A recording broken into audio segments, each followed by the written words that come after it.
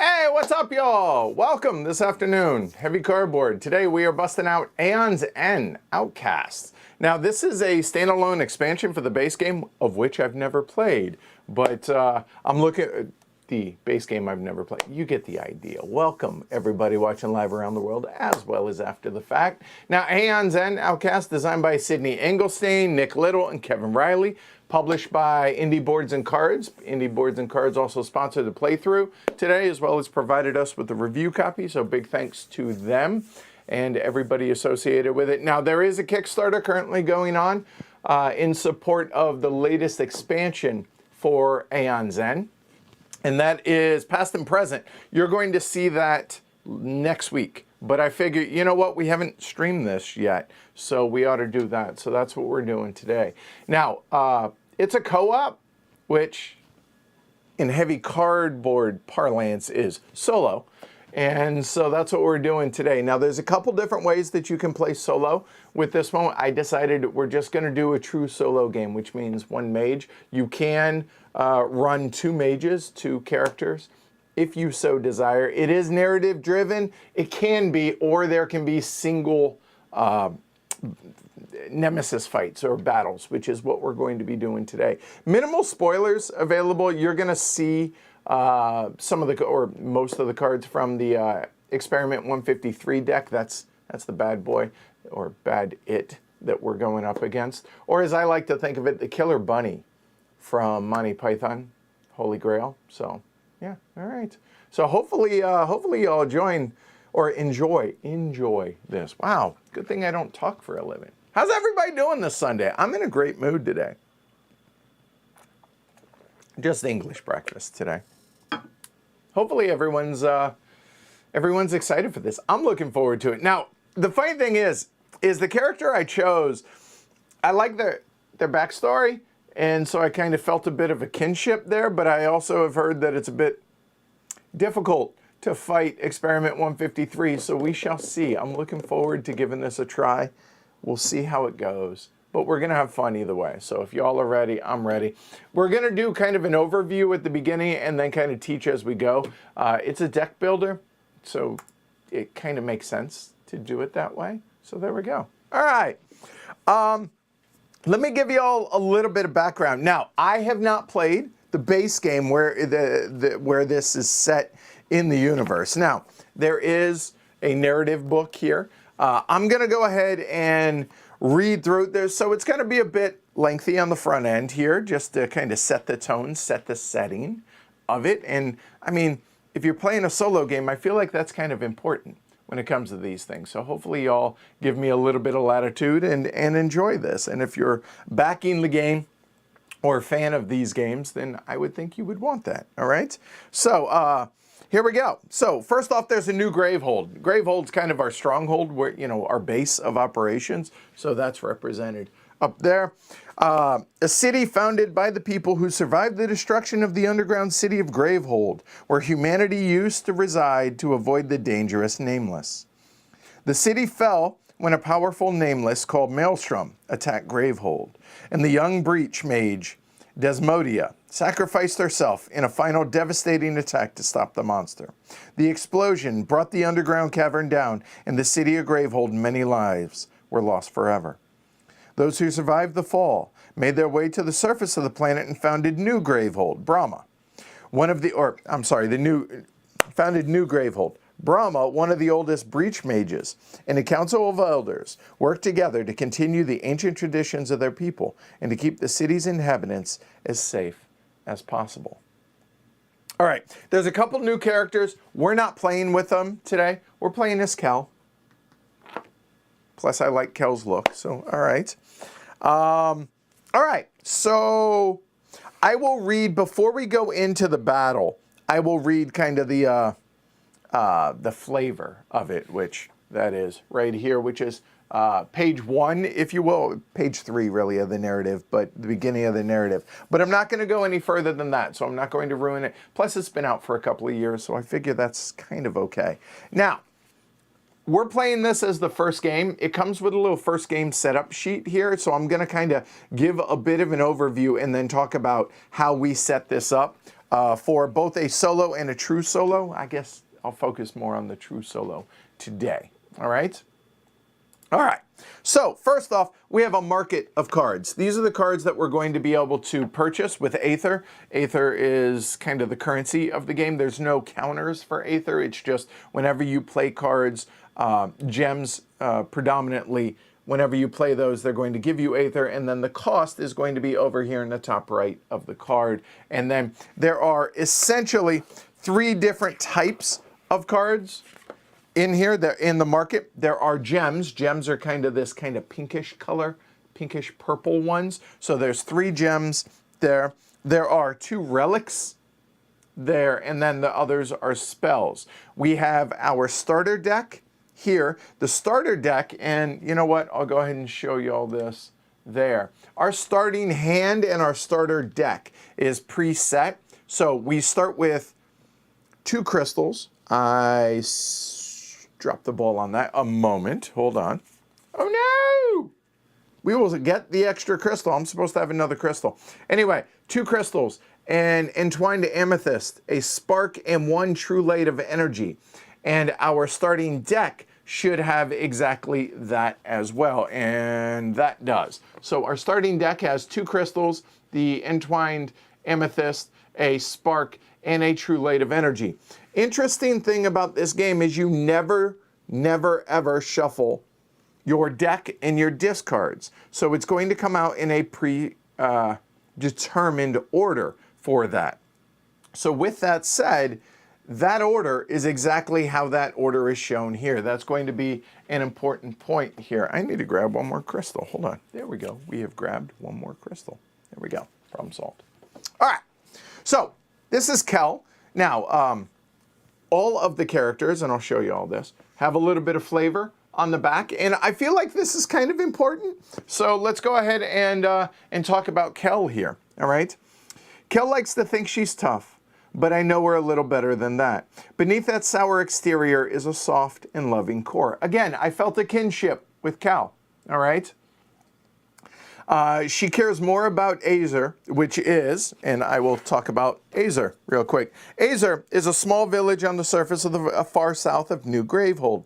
The mages of Azer are masters of written glyph-based magic. They refer to breaches as portals, and the creatures that come through them as portal-born. Mages from Azer are trained to fight with a partner called a tether. Pairs of tether receive matching tattoos that can channel Aether when combined. So with that said, she cares more about Azer than any of us. She'd give her life without hesitation to defend every single villager, and I'm glad I get to be at her side, making sure she doesn't have to. Right, that she doesn't have to. We've been fighting together hand in hand since we were little kids. I still remember the day we got our tattoos done. It was one of the best days of my life. She looked right into my eyes and promised she would defend me. That as long as she were at my side, we'd go down together or not at all. She squeezed my hand tight and said it was the honor of her life to fight by my side, and I swear I almost burst out laughing at the serious expression on her face. But that's just the kind of person that Kel is. She cares about everything with every fiber of her being. I'm so lucky that we get to spend our lives together. And that's Ilya. Ilya, obviously, her partner, but also the one she's tethered to. So, all right. So we start with 10 life. Or 10 health. I'll probably use those terms interchangeably. There we go. We're first player and the only player as far as that's concerned. All right, so we have our character, we have our starting deck, we have our hand of cards. This is solo, so like having that out in the open kind of makes sense. There are breaches. Breaches are where we're going to be able to cast spells. Cast spells is how we're going to be able to do our damage. We start with 1 open breach. An open breach means we can just play a spell to it. Easy peasy, lemon squeezy. We just play the card there, and then on subsequent turns, we're going to be able to cast that spell. However, these closed breaches have conditions to either be able to focus, which allows us to cast spells on them on a temporary basis, which means they will immediately fire the following turn, or we can choose to open the breaches, turn them into permanently open breaches so that we have them and we don't have to spend Aether to be able to cast spells. All right, so that's kind of what we're looking at here. You are never allowed to look at your draw deck, but you are allowed to look at the order of your discard deck. All right, so that's us. But now let me introduce you, the star of the show, Experiment 153. Or as I like to think of it, like I said, the Killer Bunny from Monty Python. All right, so Experiment 153. This is the nemesis, or the bad guy, in our game. Now, there are a couple of things. Oh, I hit the wrong one. There we go. That is its maw track. All right, the maw track, well, there's basically, Experiment 153 has 4 tentacles, as you can see, and the trackers are right there. To be able to win the game, our goal is to defeat all 4 of those maws, okay? There you go. Each one starts with 20 life. That seems really unfair, I would like to point out, but I digress. Now, Experiment 153 has what's called an Unleash ability, which will trigger throughout the game at various times. We'll cover that as we go along. I'm not a sicko, so we're not going to do the increased difficulty. And then the additional rules. So as we go through, I will go ahead and cover those. All right? All right. So the basic setup for the game, or layout for the game, I should say, is covered by these 2 cards. Let's go and make that a little bit lighter for y'all.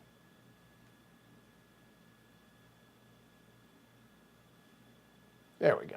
That's a little bit better. All right. So on our turn, there are 3 main phases. There's a casting phase, a main phase, and a draw phase. Casting phase, basically, you may cast any open or any spells that are on open breaches. You must cast any prep spells in closed breaches. Pretty simple. And then as soon as they fire, you do whatever the spell says, and then you immediately put them to the top of your discard pile. So that's, and you have to do these in this order. The main phase, you can mix and match any of those things there in the middle, as much or as little as you want in any order, do them repeatedly, the whole 9 yards. It's all really simple stuff. So we'll cover these as we go through the game. Then the draw phase, pretty simple. Anything that you've done here, any cards that you've played, etc., you choose the discard order again because you are not shuffling ever in this game. So then you place them into the discard and then you draw back up into 5 cards. Important note here, you never voluntarily, you can never just discard a card. You can't do that. You have to play the card. Any cards left in your hand count against your 5 that you draw back up to. Pretty straightforward there. Then after, when it's Nemesis's turn, we'll talk about how turn order works here in a minute.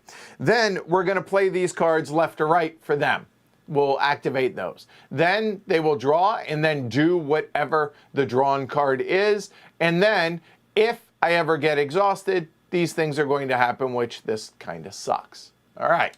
Now, what we haven't talked about is turn order. Now, turn order here, there is 2 of us, our turn. There are 2 of us, our turn, so 4, and then 2 nemesis. We have to shuffle these cards, so we're just going to, this is the only deck that gets shuffled when it's exhausted. So for every 4 turns we take, they'll take 2. Okay? So there's that.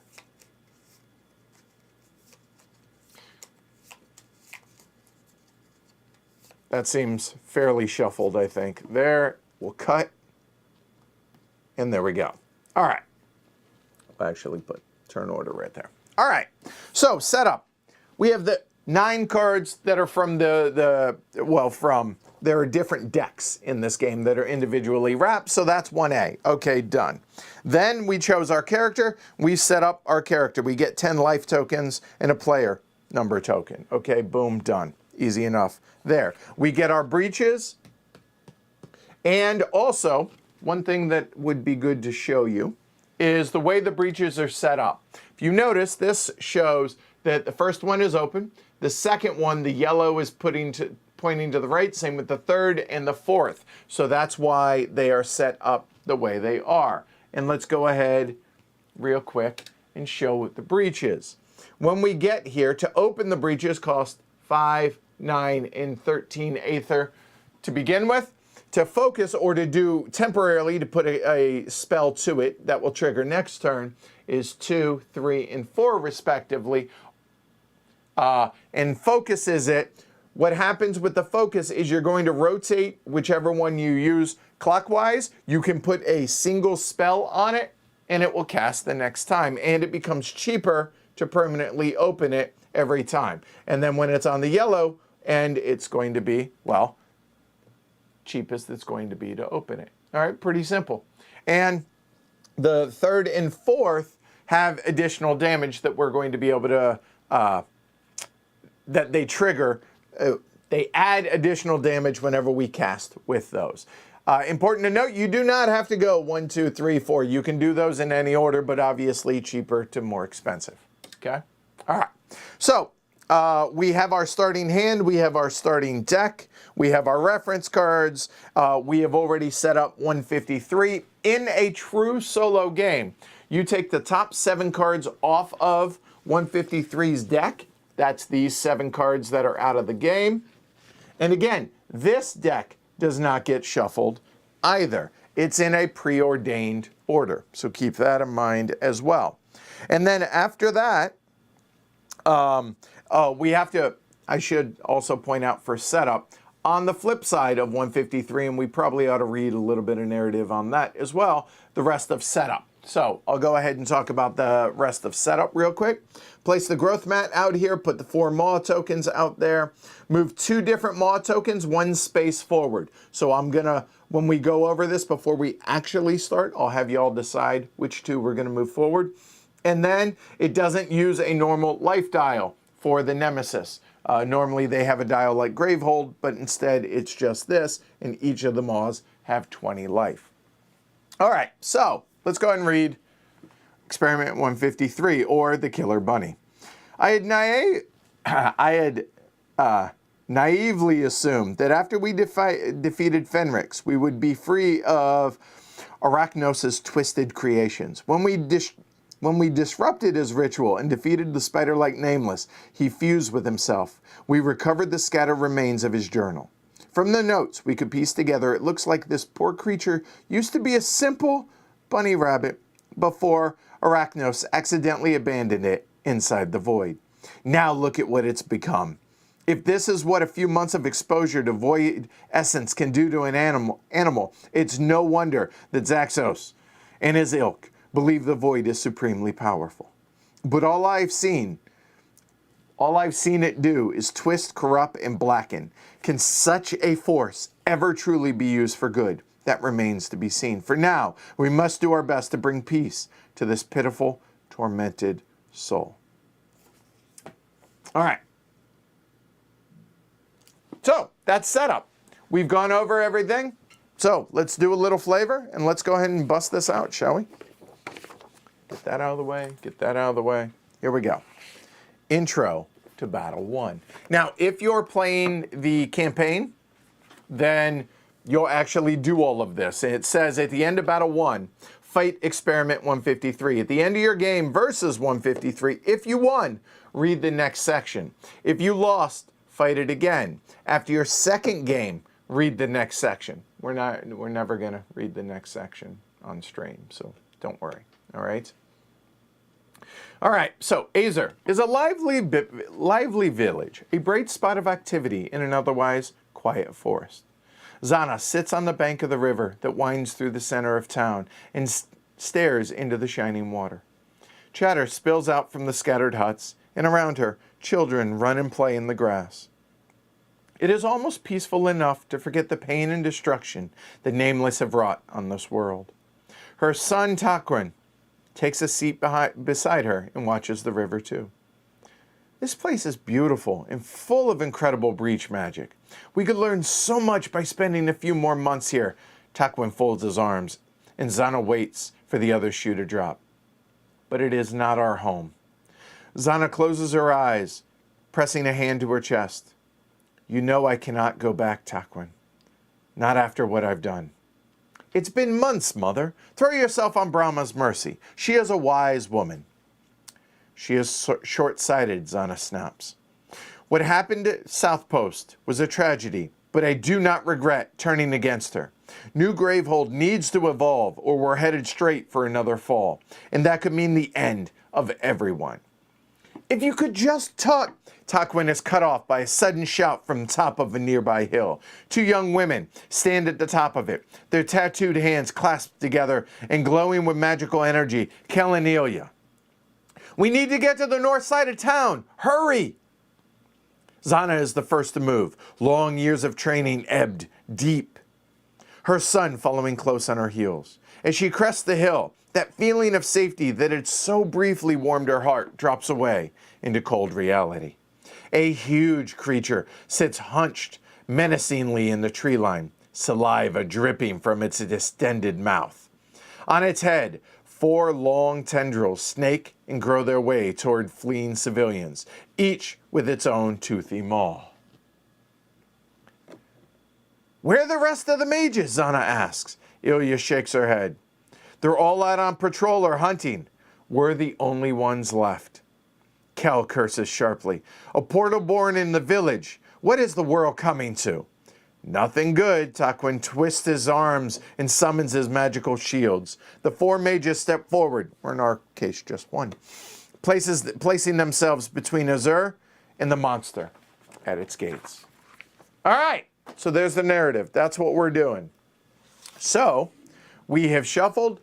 We've done everything, except now we need to go ahead and decide which of the 4 maws is going to advance 1 step. Now, every time we're going to draw cards, bad things are going to happen. Take a look at what these are.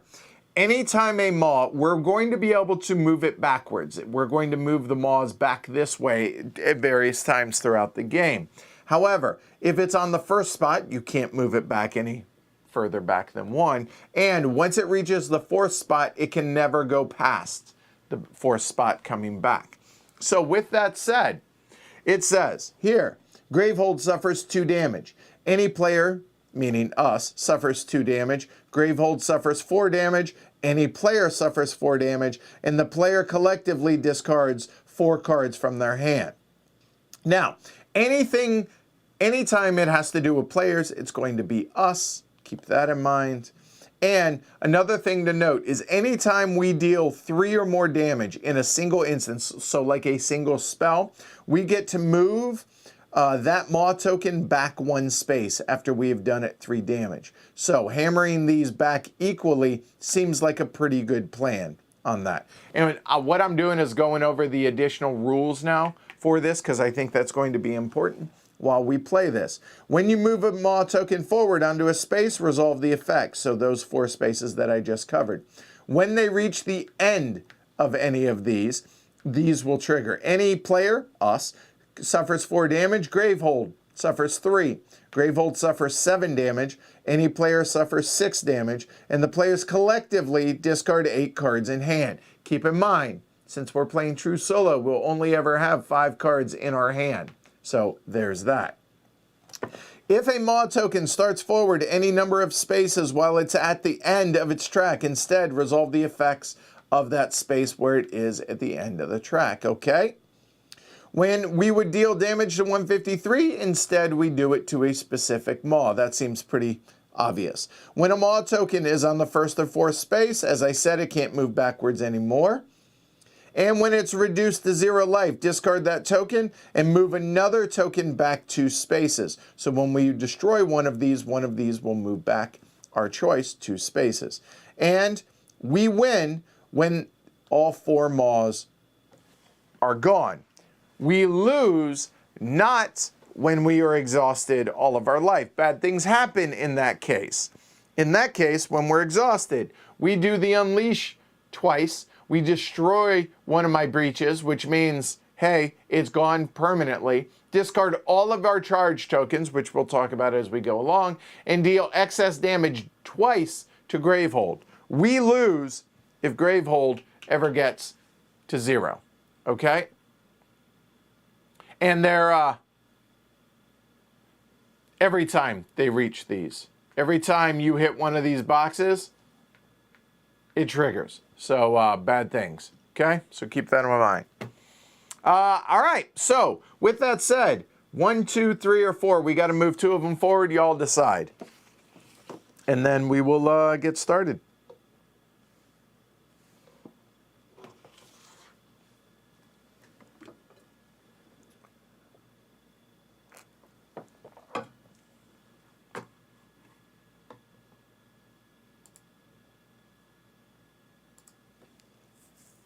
And while y'all are deciding, crystals, when we play them, so they all have a purchase cost of 0 because they're our starter hand. All right, crystals, they gain you 1 aether. Pretty straightforward on that. The True Light of Energy gains an aether, and then an ally, which also applies to us whenever you're playing true solo. If you're playing not true solo but with 2 mages, that would be the other mage. Any ally may discard a card in hand, meaning we can.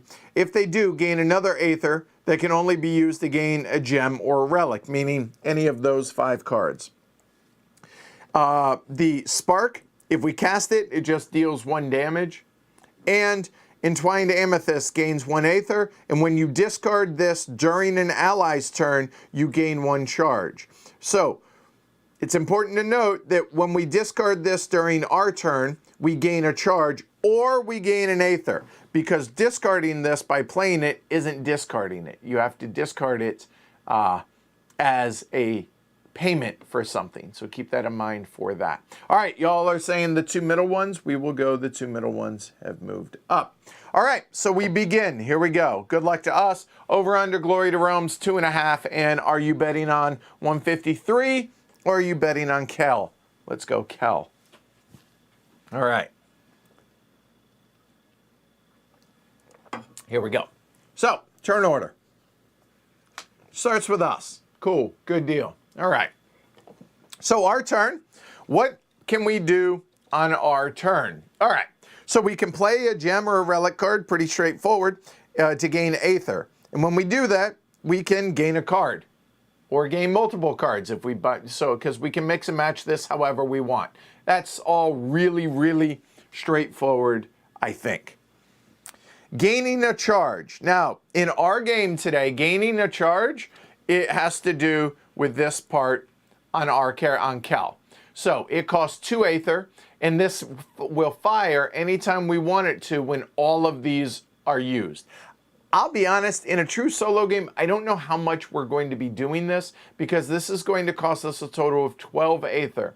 And when we activate it during your main phase, so pretty straightforward, when it's all full, return up to 2 gems or relics you played this turn into your hand. So that's awesome. You can play them again. Great.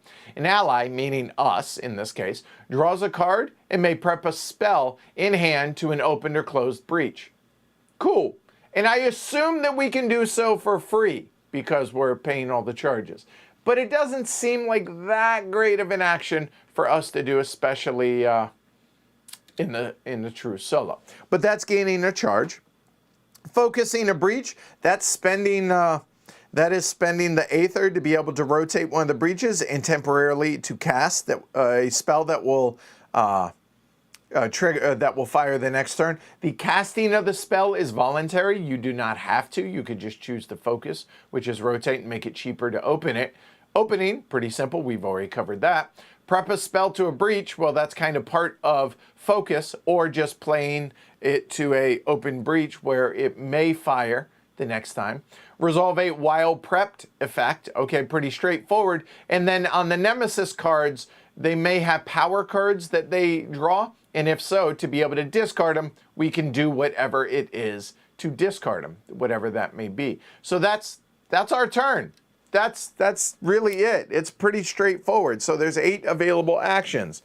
I think the next thing we do is we go ahead and talk about the market cards, right? So we can choose to discard all 4 of these, and technically 5, and we could gain 1, 2, 3, 4, and if we discard the spark, that would be 5 aether. So with that 5 aether, we could purchase some number of cards. We could, and we'll just do these top to bottom, okay? So purchase price on the top right, and remember, these are all gems. And we have Molten Peridot, So it says gain 2 Aether, and then if this is the second time you've played this, your turn, either from a special ability or, a second one of these, you can destroy it, which means remove it from the game. If you do, gain a card that costs 4 or less from any supply. That seems like a pretty good card to get early. Okay, good, cool. And multiples of it if possible. The Petrified Phoenixium. Gain 2 Aether. The next time you gain this card, or gain a card this turn, you can cast any player's prep spell, meaning ours. So you could prep it and then cast it immediately. So that's cool. So if we were to do this, gain a 2-value card, but have a card that we just casted, we could actually, or prep, we could cast it right away. That seems pretty cool as well.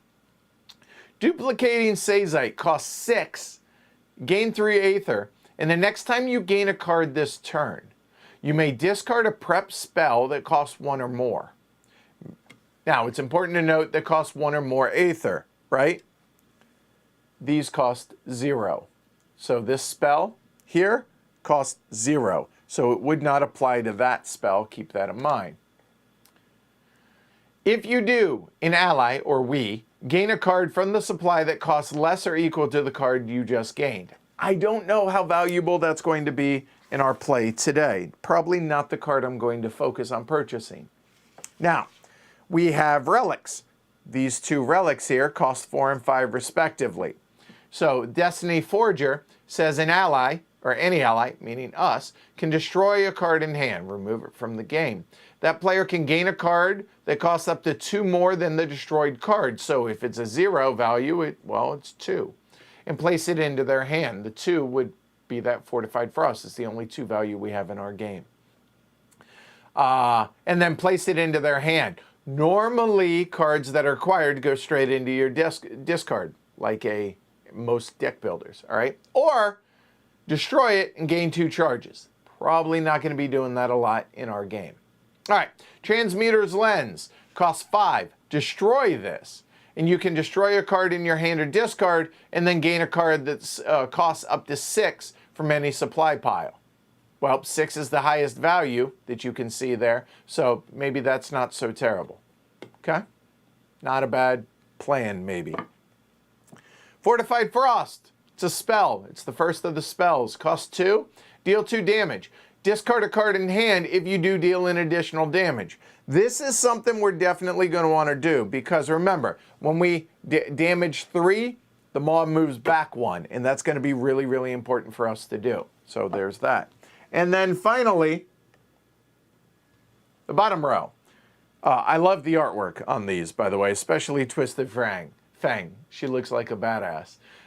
Deal 3 damage, and this card's if this card's supply is empty, deal 1 additional damage. There we go. Okay.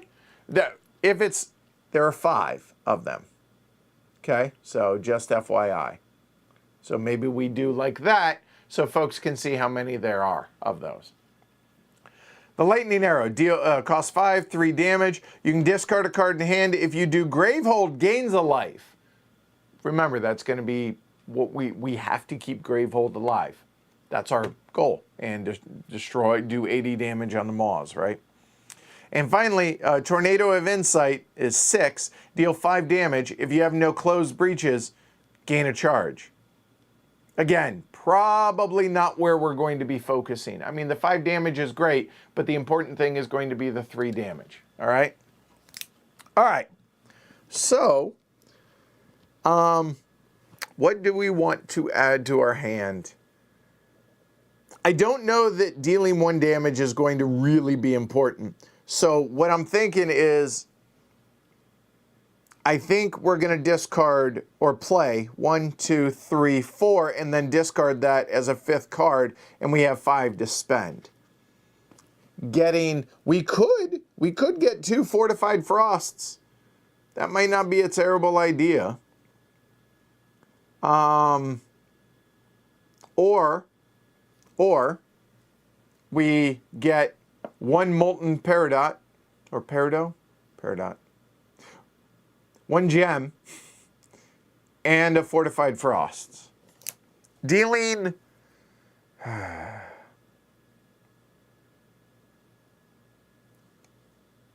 I mean, I know we should start our engine going. What do y'all think? I could make a case either way. I'm leaning towards getting to 2 fortified frosts, but getting the gem is going to get us more Aether quickly, because these are the cards that are in our deck, right?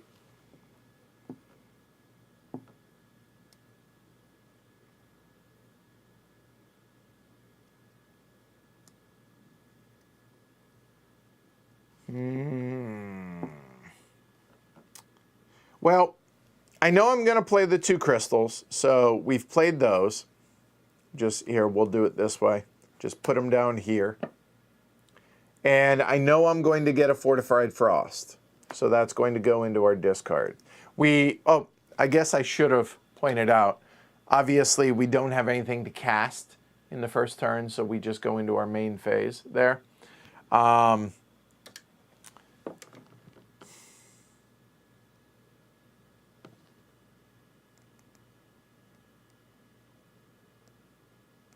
That also is a fair point. Justin says we could prep the Spark and just put it up there, right? And we don't have to cast it next turn because it's on an open breach.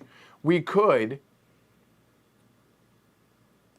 People are saying diversify early or then specialize, or gem and a spell. Yeah, the 1 damage really, I don't think I want to cast. I would rather use it for the Aether, I think.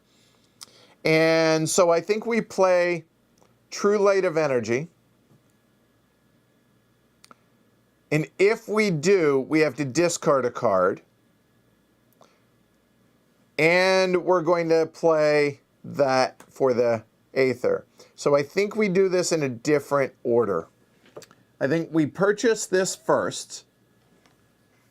There. Then we had to discard a card from our hand to be able to get the extra from True Light of Energy. Then we purchase Fortified Frost. So that's the specific order of that. Now we have these cards and we can choose what order to put these in. I think the crystals go on top, or last, as it were. And I think we do True Light of Energy, and then we do Entwined Amethyst, although really, for all intents and purposes, the gaining the charge we're not going to do much, so they're essentially crystals, and then we do crystals. I think that's a pretty good, stacking plan for that. So, buying 2 spells, waste your extra Aether, and I should have pointed out that Aether is wasted. It's not carried forward from turn to turn. So there's that. So keep that in mind. That's a fair point, Defiance. All right, so we are finished our main phase because that's all we can do. I'm good with that. So now place everything into our discard and draw back our hand. 5 cards. Hey, look, 5 cards. Second verse, same as the first, right? So, because that's our deck. All right. All right, there we go. So now, turn order. We see, hey, Nemesis gets a turn. That sucks. So 153 goes. Boo. But the good news is we know we have 3 turns and only 1 of theirs left after this. So we have their deck. We're going to reveal their deck. Here we go. They have a minion. All right. So I guess technically we should be looking at this first. So main phase, they don't have anybody out, so we don't need to worry about that. Their draw phase, draw a card. If it's an attack card, no. It's a minion, yes. Place it into play with the appropriate number of life or power tokens. Resolve any immediate, and then the rest of its effects will not be resolved when this resolve this turn. Okay, easy enough. So I guess we probably ought to do it more like that. There we go. Moonstruck Hound. It's a minion. It has 5 life on it. Here we go. So it says, reduce to 1 all damage dealt to this minion by spells that cost 5 Aether or more. Okay, all right. And a persistent Gravehold suffers 2 damage. Okay, so the persistent does not happen this turn. Only if it's set immediate would it happen this turn. But that's going to happen every turn. So that sucks, okay? And every turn, as long as this thing lives, we're going to resolve these left or right. So we start with this. If there's anything there, we resolve that, do whatever it is. But as it is, now all of a sudden, they have that, and we ought to, probably ought to get a minion dead soon. But that's it. That's their turn. That's it. So now we draw again. Hey, it's our turn. All right. So casting, we have nothing to cast. Main phase, here we go. So I think we, now we have damage, right? For the minion.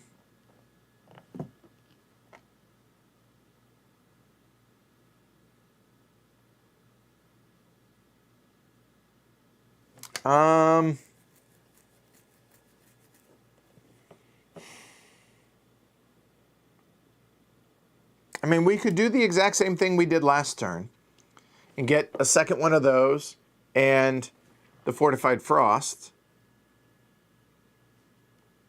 Now, the important thing to note is a 5 or more cost doesn't affect the Fortified Frost, so therefore, if that would deal 3 damage if we discard a card, okay? And that could, you know, basically in 2 turns, take out that Moonstruck Hound.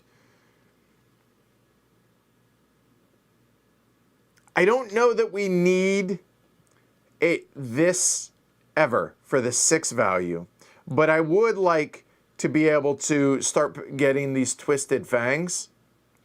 And again, the Twisted Fangs are dealing 3 damage here, and if it's empty, it does 4 damage. So that seems like something to work on early because there's 5 of those. Also, the Lightning Arrow seems pretty good as well because adding life to Gravehold seems good. But I think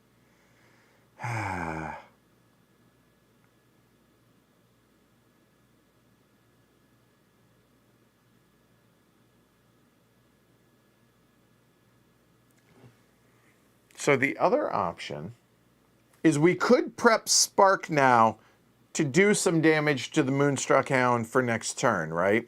And then we have 4 Aether, and we could purchase one of the Twisted Fangs.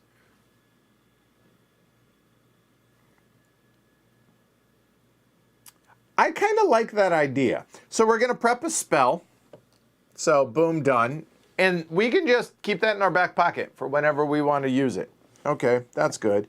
And then we play these 4. We don't have a card to discard, which would gain an extra Aether. So it's just going to be those 4. And we'll go ahead and get the Twisted Fang. And now the order in which we do this, I think we do that one on top and do the same thing like that. Boom, done. There. We have 5 cards left. Or no, check that. We have 5 cards to draw. We have nothing in our draw pile. Remember, do not shuffle. Flip it over. 1, 2, 3, 4, 5.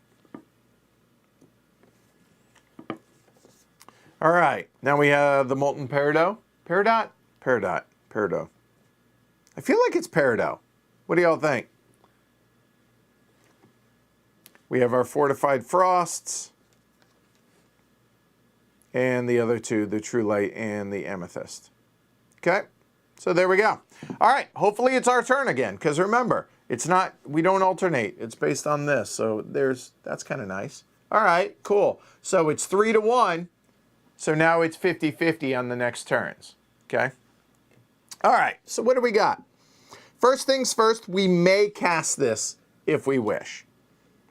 I see no reason not to.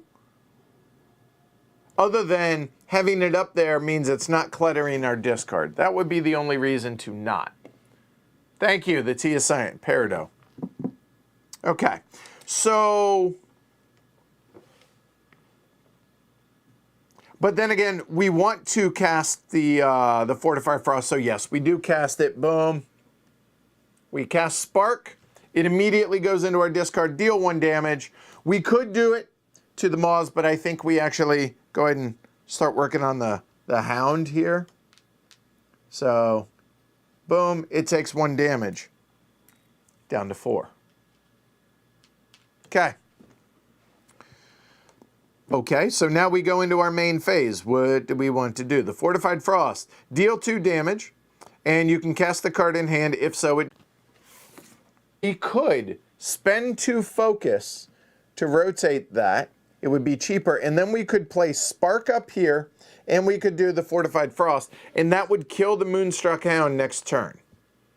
That feels like a pretty good idea to me. That would leave us 2 Aether to go ahead and purchase another Fortified Frost. I think that seems like a pretty good idea. So let's go ahead and do that. All right. So we'll go ahead and prep that, the Fortified Frost. So that's prepped and ready to rock and roll. Okay. Now we need to spend 2 Aether to go ahead and focus that breach there. So that is played there. And that will allow us to play the Spark, or to prep the Spark, I should say. All right. So now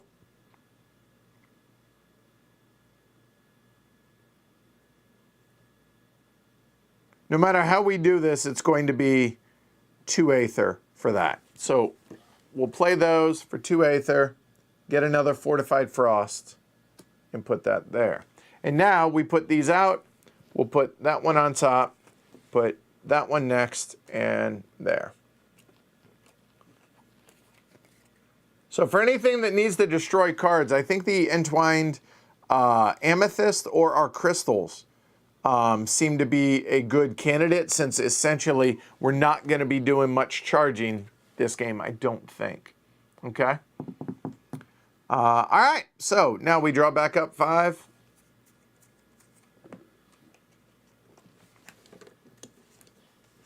Our 2 crystals, which, you know, it's a deck. Oh, sorry. It's a deck builder, so that clutters our deck. And we're ready to rock and roll for next turn. Let's hope it's us, because if so, then we're able to kill the Moonstruck Hound before he attacks us. Hey, hey!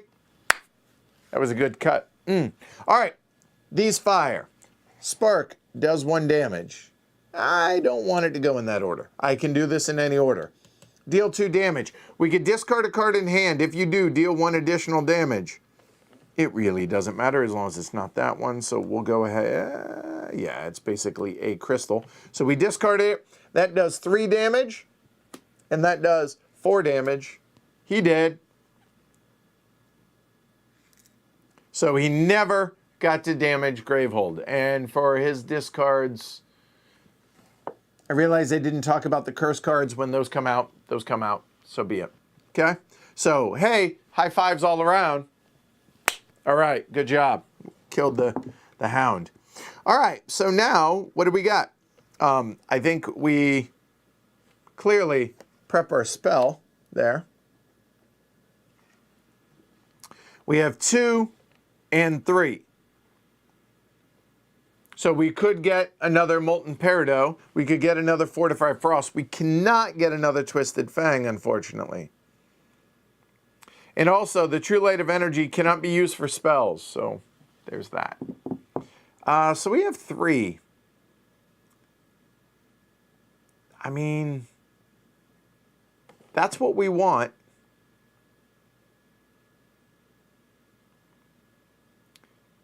And because we have 3, we cannot... Oh. So that is another option, right? We could spend 3, or 2, essentially 3, because the other one would be wasted, to focus either of those 2 breaches. Does anybody feel strongly about that?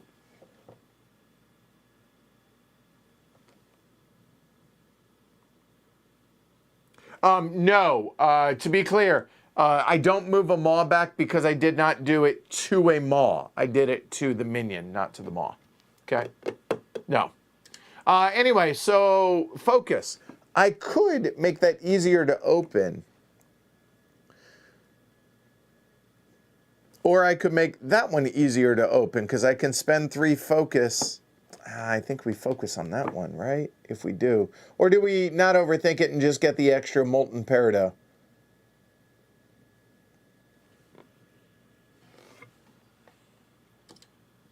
I think we take the molten peridot. So we play those 3, we get that, and we put these in our discard. And that we want on top because that is more valuable than the crystals. Okay? But we need to thin our deck. And let me see. Discard destroys that. You can destroy a card in your hand or your discard, and that allows you to purchase any card. So that lens might not be a bad idea to be able to start destroying. And the Destiny Forger, I'm looking at those 2.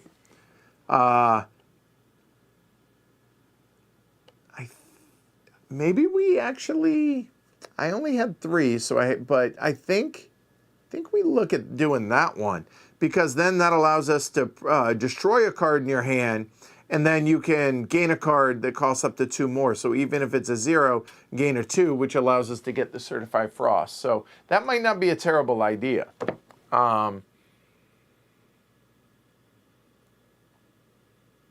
And that's a good point, Anthony. He says focusing 3 will eventually get you a +1 damage, which is nice with the 3 damage rule to bumping them back. That's a fair point, too.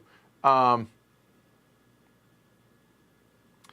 Justin says, I like opening Breach 2 in 1 shot. And that's also a fair point because it's 4 Aether. To not waste. That's actually, I like where your head's at. Yeah, I like that. So that's what I think we focus on doing that and moving that over as well. So there's 2. Don't shuffle. 5.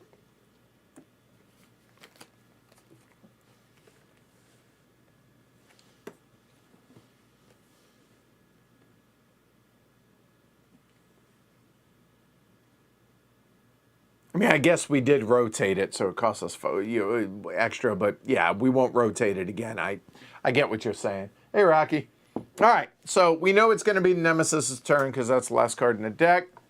So we come over. All right, 153. I feel like we should name it. Somebody come up with a good name. I mean, Killer Bunny from Monty Python. We can do better. Just saying, okay? Okay. Cascading Casualties, that sucks. So it's a power card, okay? And it says power 2. So we're gonna put 2 power on it, okay? And it triggers when, every turn we're going to remove one of those powers. And when it now has, when we remove the last one, it triggers. It says move the Maw token furthest from the start. They're all equal right now, so we would get to choose in that case. 2 spaces forward. If this causes an effect on the track, resolve that effect 1 additional time. That'd suck. So to discard it is going to cost us 5 Aether. Boo. And just to refresh everybody's thinking on this, if we were move Maw token furthest from the start, so it'd be one of those 2, and moving it 2 means that would happen twice. So Gravehold would actually get 8 damage, or we would get 8 damage. I would like to point out we only have 8 life. Okay? So, there's that.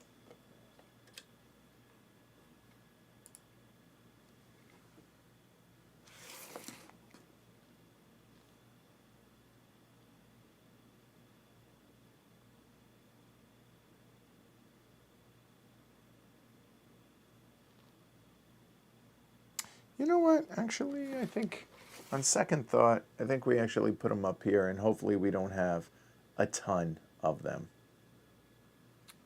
We'll drop this down a little now, and that way we have room for cards up here. That works. Yeah, cool. All right, now we shuffle the deck.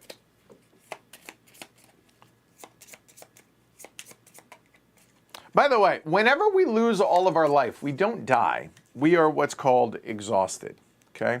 Exhausted, unleash twice. So in this case, move any Maw token 2 spaces forward toward the end of the track. Do that twice.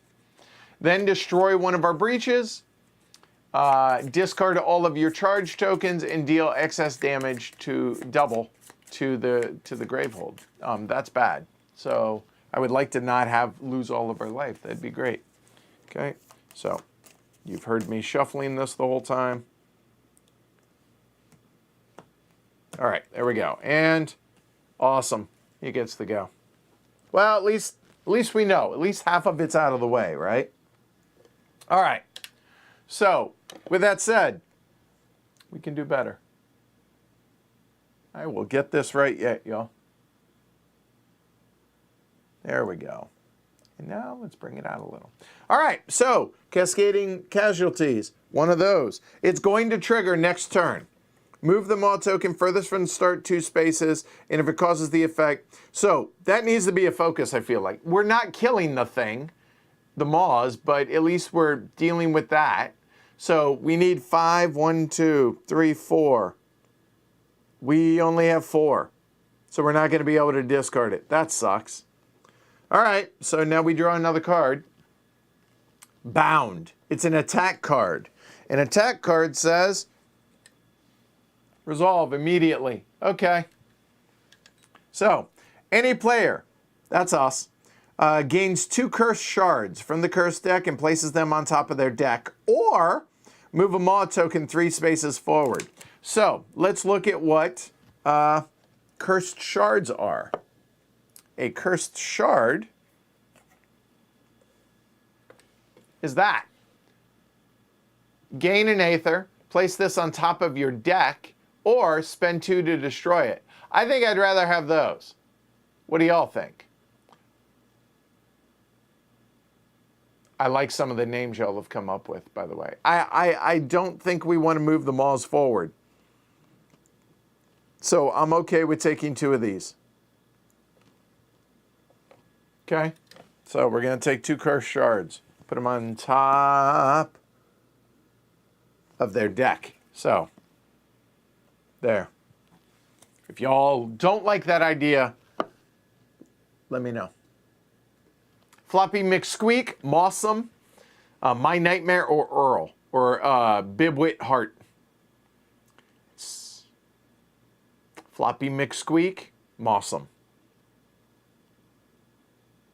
Oh, that's Mawsome. That I kind of dig Mawsome. Kind of dig that. I also like Floppy McSqueak. My Nightmare, I mean, appropriate, right? But, you know what? I hate having those there. Sorry. Oh, and that gets discarded. So, there we go. Okay. I assume it's our turn. Oh, God. What if, oh, God.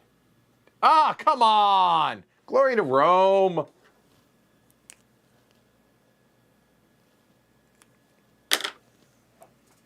Well, I guess we weren't going to be able to fix it anyways, right? I mean,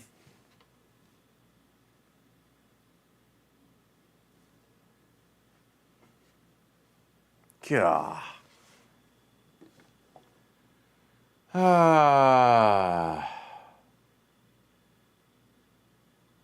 Yeah, I agree with that. That's brutal. All right. So that goes away. It triggers. Move the Maw token furthest from the start, spaces 2 spots forward. That causes an effective resolve, and it's gonna do it twice. All right. So, what happens here? Put that back. Does Gravehold get damaged 8, or do we get damaged 8? And yes, they do. The deck does get worse as it goes on. Yeah, y'all choose this one.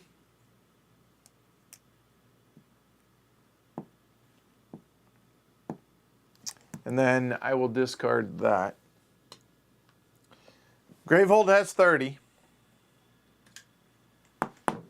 That's awesome. I mean, that's kind of what it does, right? Oh, I'm leaning towards Gravehold taking the 8 damage. I think so. Unless y'all make a compelling argument. And now that that's at 4, so down to 22.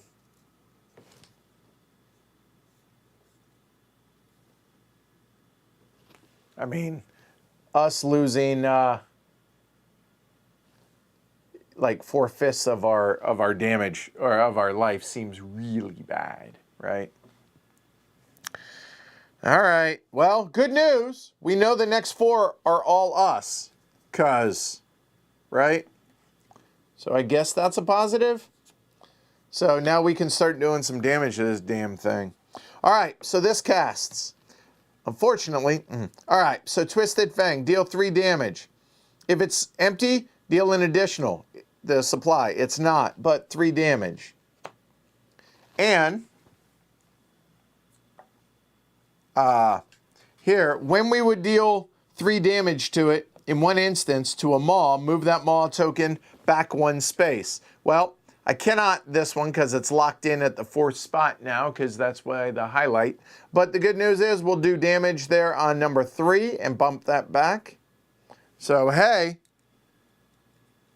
it recoiled from us a little bit. So, that was awesome. Ha ha! Losing 4/5 of my life is called Monday, right?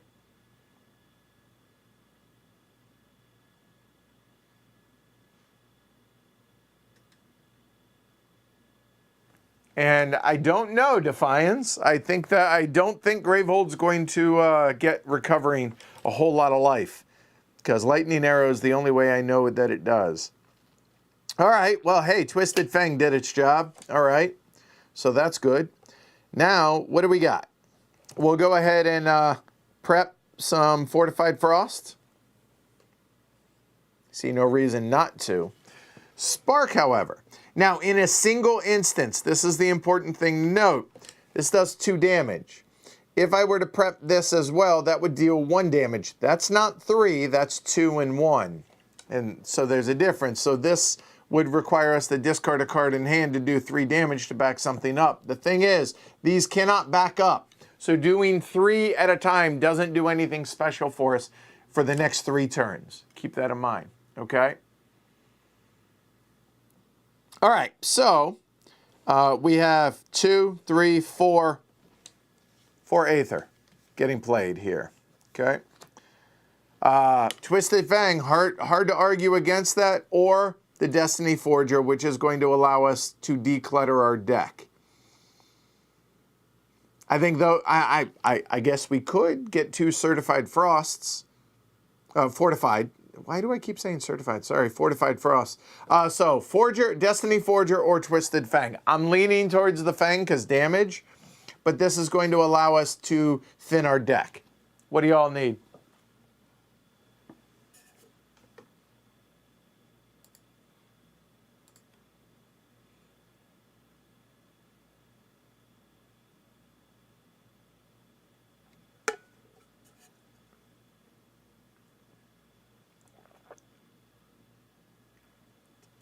Very rarely do you guys play this solo, it seems, looking at the poll. All right. I think we go Twisted Fang. Just keep doing damage. But we're adding cards and we're not thinning. I feel so that I am terrible at deck builders like Dominion and stuff because I'm so bad at thinning my deck. Alan says damage, we need payback. John says Forger. The thing is, it destroys a card in hand. Not like in our discard. Whereas that one does, but obviously we don't have the 5 Aether for that. All right. And Defiance says, thinning your deck earlier speeds up the frequency of higher demand cards. Yep. All right. Yeah. Let's go ahead and do it. We'll get the Forger. And then that'll be on top, there, and there. Okay. So this is going to stay in our deck, or in our hand, which means we're going to be able to discard it as part of that, theoretically. So we draw 4 cards, which 2 of them suck. They're the curses. Not super thrilled with this coming turn. So that's the end of that turn. Okay. That fires. So we might as well do the 3 damage and discard it. Or not. Like,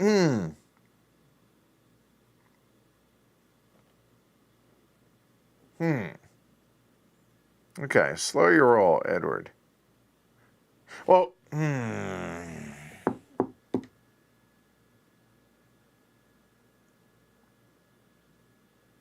Okay, so things to think about here. If we choose to discard a card in hand, we could choose any of these 3, including the Cursed Shard, because the Cursed Shard, let's go ahead and show those. We gain an Aether, but it goes back on top of our deck, which sucks. Or we spend 2 Aether to destroy it and get it out of our hand. I mean, we could discard this to deal 1 extra damage, and then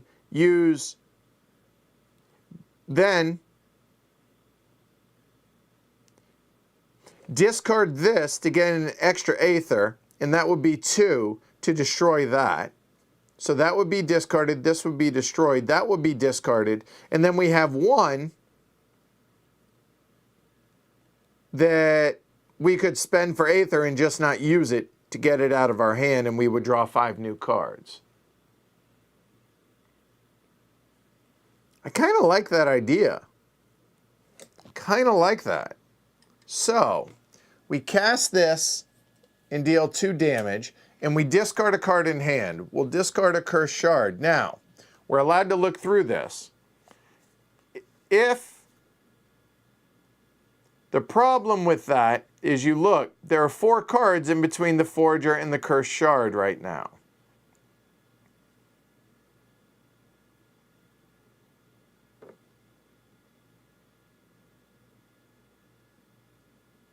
Ideally, that wouldn't be the case, but I don't know that there's any way around that for this turn. So we discarded that. We spend 2 Aether now. Now we go into the main phase. Play this. Yeah, good. Play that. Discard a card in hand. If they do, gain an extra Gaither. That can be only used to gain a gem or a relic, not that. So that won't work. Slow down. So instead, we have 2 Aether here, which destroys that, and that's out of the game. And we have this left in our hand. C'est la vie. We draw 5 more. And there's 2 left. 4. Yeah, okay, good.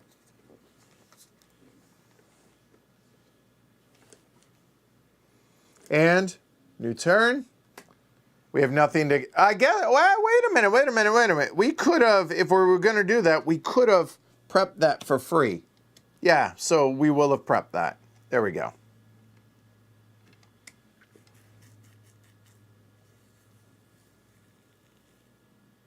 Yeah, so now that fires for 1 damage. And we don't want to, focus on just one. We want to get all of these guys dying. Discarding basically forfeits a turn. I think we go ahead and start working on Maul 1. So that's 1 damage.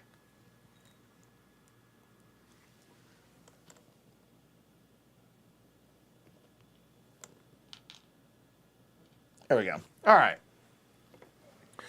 And yeah, Anthony, you bring up a fair point. Since the Cursed Shard can be gotten rid of via other means, kind of rather get the Forger, with the Forger, get rid of a Spark or some other clutter. That's actually a fair point. All right, so new turn. Right. Oh God, I did it. Not a new turn. So we casted that. Drew. No, it is. It's a new turn. So this is our 4th turn. Is that right?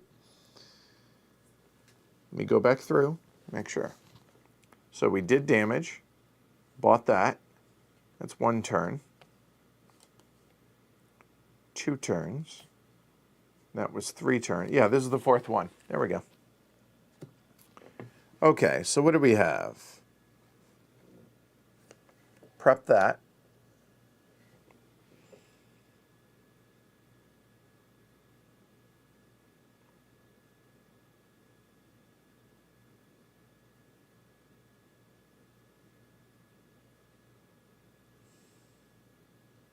So a couple of ideas here. That is 1, 2, 3, 4. That could either be another Forger or another Twisted Fang. The other option is we could open that breach. I don't think we opened the breach yet.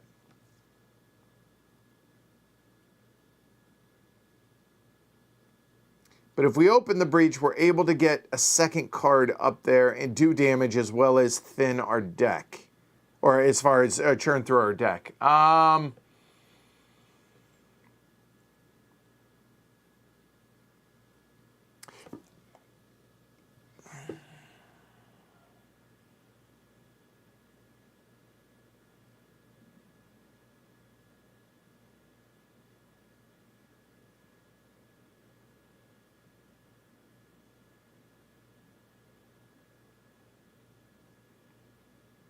I think we get another Forger.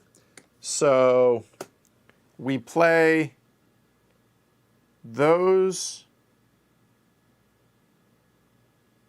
We could actually get 5. Hold on 1 second. We're going to play Molten Peridot. So that's 2. That's 3. True Light of Energy says game 1 and I can discard a card in hand. I will. And that gives us 5. So Transmuter Lens, we destroy it. Then we can destroy a card in our hand or our discard pile and gain any card. I think that seems like a pretty good idea. So let's do that. There.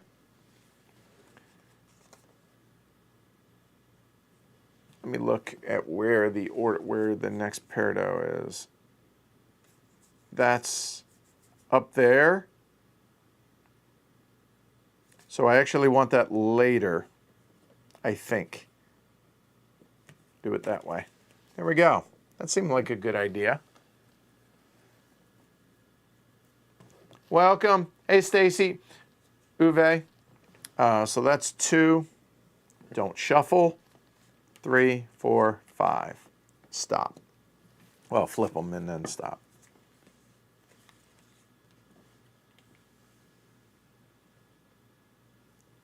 All right, couple things. So Stacy says maybe work on the Maul that's already higher up. The problem with that is we can't move it backwards. And it can't move back past the 4, so I felt like that wasn't necessarily the most important one to work on. And maybe I'm wrong, but we'll see. But I don't think it's a bad idea. I just chose to do that differently.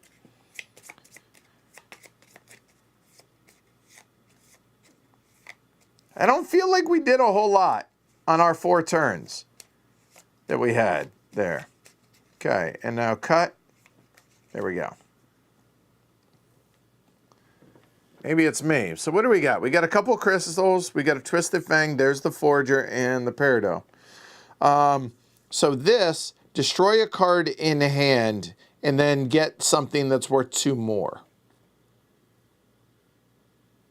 I mean, the obvious thing is a crystal for a frost, right? But let's see how it goes.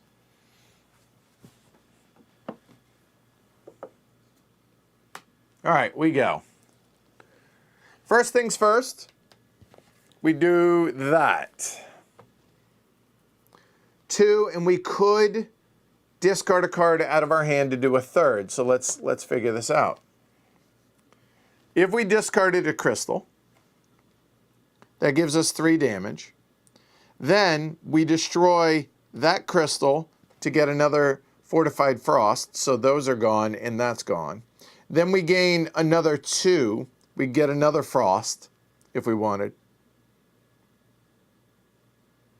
And the Frost goes into our hand that we acquire from the Forger. The problem here, we need to cast, that's frustrating.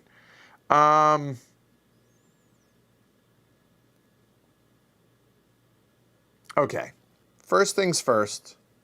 Well, wait, we have to deal the damage, right?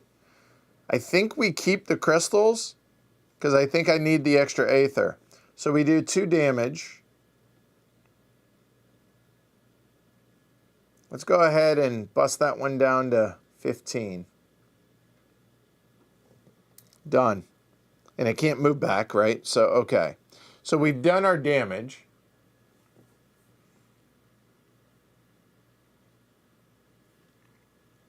We're not discarding the crystal to do the extra damage. Now, we will go ahead, prep the Fang, which is going to do us 3 damage, or do 3, Mossum, 3 damage. So we'll play the Forger, which we can destroy a card in hand. That's going to be the crystal. And that can get us a 2 value, because it's value 0, into our hand. Then the Peridot gets played for 2, the crystal gets played for 3. We focus that breach there, which allows us to play Fortified Frost on that. That seems like a pretty good idea to me.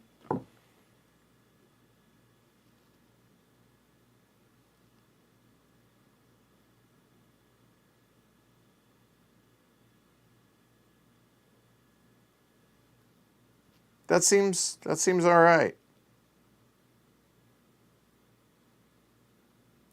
So now, for our discard, I want that, and I want these towards the bottom, especially the Peridot, because that's going to allow us to get another Twisted Fang or another Forger. So I think if we can get 2 of them at the same time.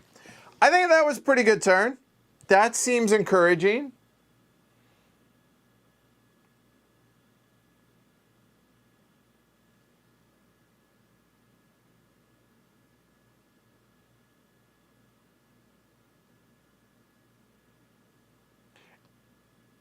Cone, that's something to consider going forward. 2, 3, 4, 5. Okay.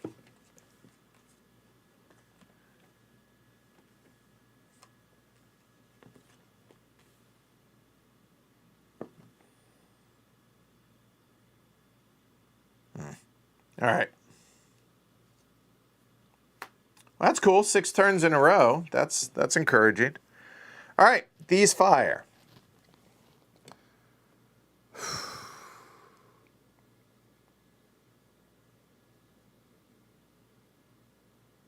So that's going to be 3 to 1 thing. And let's go ahead and spread out the damage now. So that'll be on 4.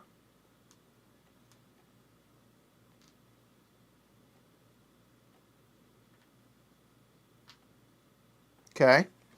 And now 2, or 3. Again, nothing can move backwards.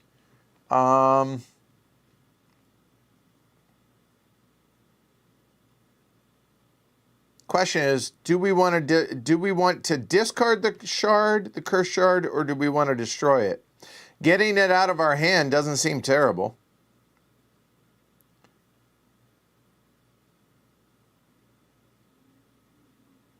So if we don't do the extra damage, we could spend those 2 to destroy that, prep that, and then we would waste 1 Aether. That's the only problem with that. Or we could discard this for 3 damage, and then we could have 3 Aether to get another Peridot.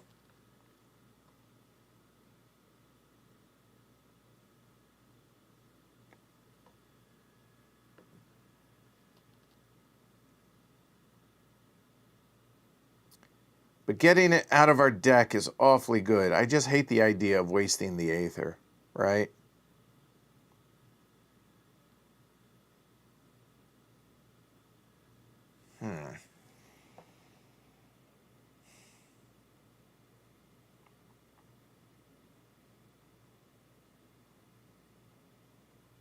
And at least that would get us ready for doing 3 damage to move it backwards next turn.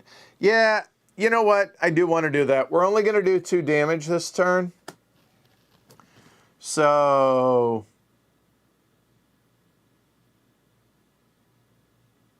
let's go ahead and knock down Maw 1. So that's at 17, 20, 15, 17.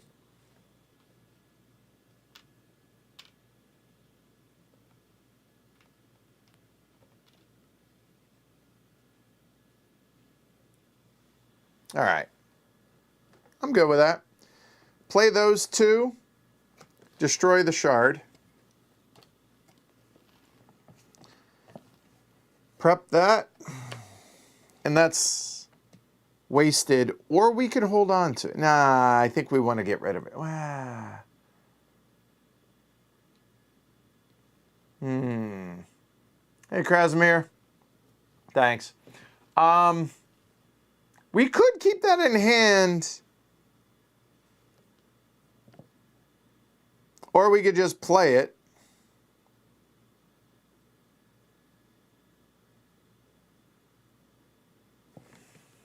Let's play it and waste the Aether.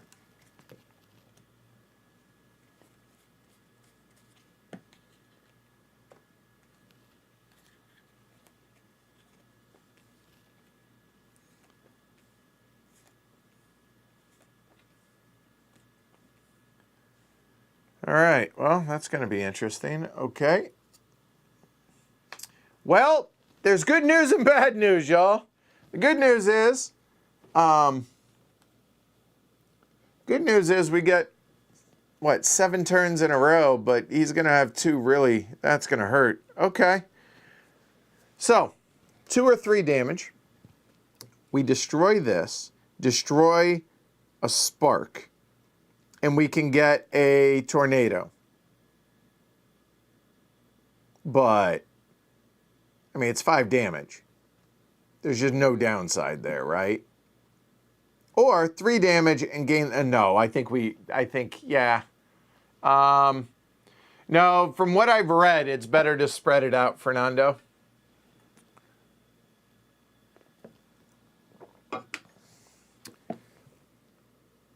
But then we have no damage next turn. So we either do 3 damage now or 2 damage in 1, and I don't know that it really matters. It might, actually, because if something, you know, can take damage, whatever is that, yeah, I think we do that.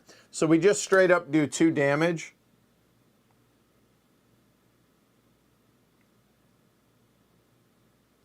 I think we worry about drawing the card draw, so we'll get rid of those 2. Done. So there's the damage. Not discarding anything. Now, we will destroy the transmuters Lens, destroy a card in your hand or the discard pile, and then gain a tornado of insight. So we could discard, or we could get rid of a crystal. I think getting rid of the crystal's probably better, right?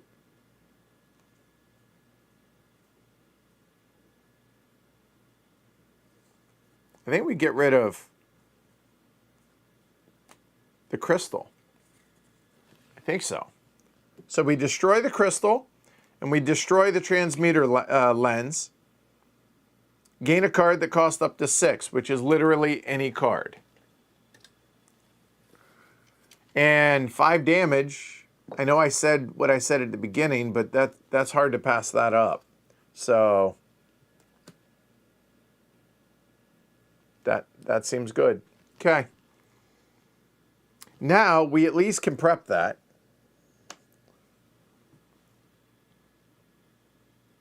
That's going to hang out in our hand. So because we didn't, you know what?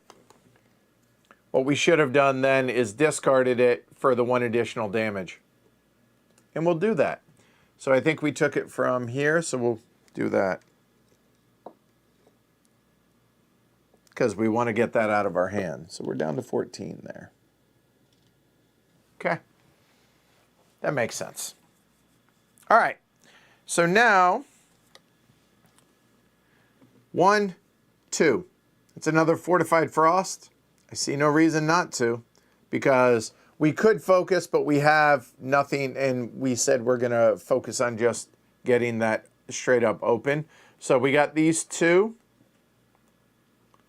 So another Fortified Frost and discard. Done. That's a pretty good turn. That felt good. I like that. 1, 2, flip, 3, 4, 5.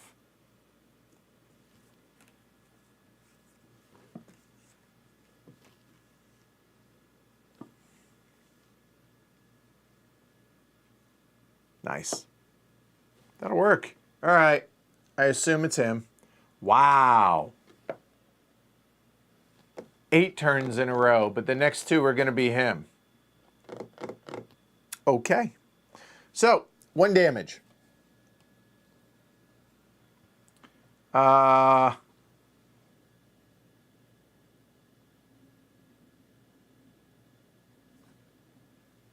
There's 1. By the way, the reason I'm ignoring that one right now is we're going to take 7 damage on Gravehold. And then just... It's strong enough, I think, to be able to withstand it for a little bit. So that's why I'm trying to distribute them between the rest. All right, so we're up. Destiny Forger. Destroy a card in hand. That'll be the crystal. And then gain something that's worth 2. Ooh.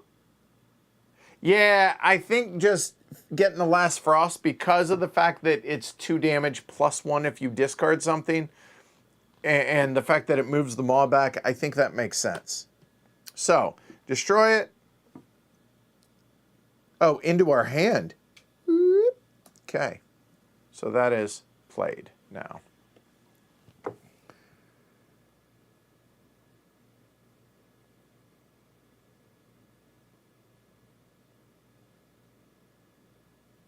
So we have a total of 3. And you know what? So we have 3 between these.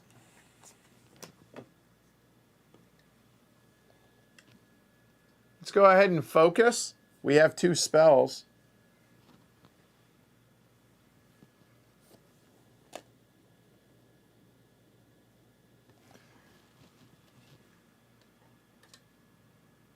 That seems not terrible.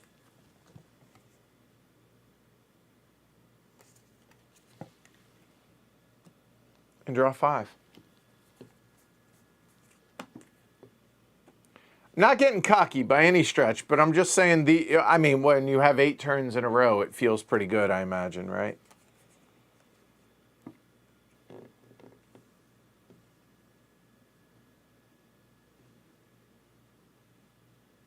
Okay. Well, let's just get it ready, because the next two are him. All right, Mossum, what you got? It's a minion, a corrupting chitterer. 6 health. Ew. Okay. Persistent. Move the Maw tokens on 2 different tracks, 1 space forward. Let's not. No. Okay. So nothing happens right now. But momentarily. Oh, wait. There. All right. So first things first, this is going to happen.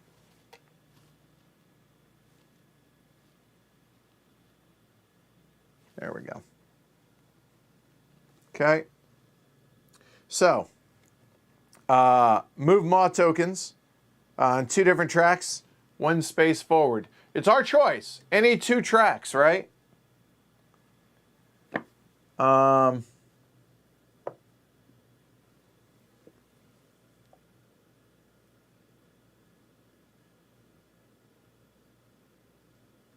Okay, so what do we do?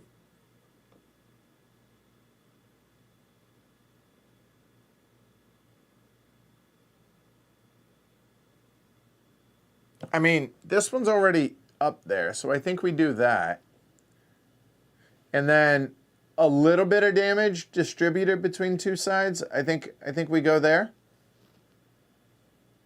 I think that's okay. Okay. So now, second card. Marked for death. It's an attack. Unleash twice. Let's not. Place this card in front of any player, I guess us. For the rest of the game, when a Nemesis card specifies any player, that player with the card must resolve that effect if possible. I guess that doesn't really apply for it, right? When the player with this card becomes exhausted, discard this card. So, unleash twice, and then the rest of it doesn't matter, because it's always us. So, unleash twice, huh? Okay. Move any Maw token 2 spaces forward. Okay.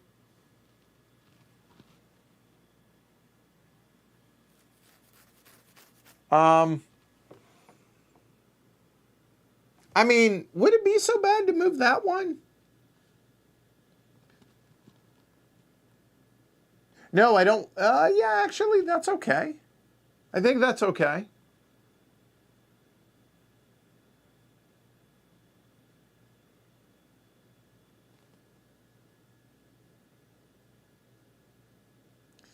So, oh, we have to do 2 of them. There's that, right.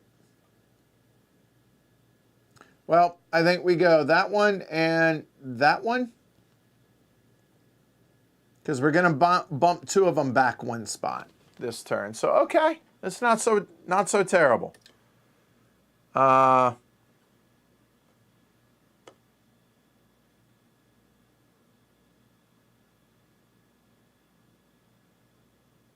Yeah, 6. Yep, that's right. Well, shouldn't say that because he gets his turn. We're gonna spread those out and then shuffle.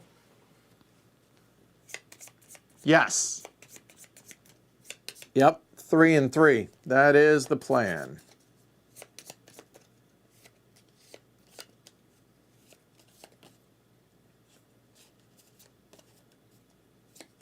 Okay, and now we cut there. Here we go. Phew, good. I'll take that. All right, deal 2 damage, discard, deal 2 damage, discard. We're going to. So we're going to deal 2 damage and discard there. All right, so that's 3 damage. So let's go ahead and move that one back. So that's going to be 3 damage there. That is a 2.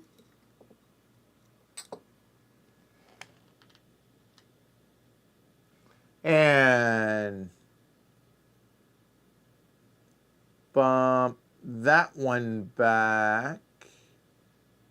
Wait. Did we do that again? Just to bump it back because that's damaging us? Yeah, I think so. I think we do that one again. And that'll be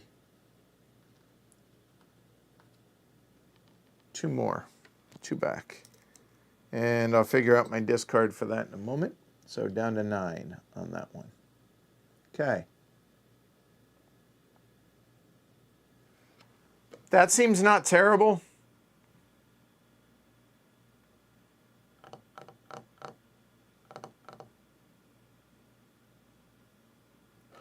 That's a little worrisome, but I'll deal with that at another time.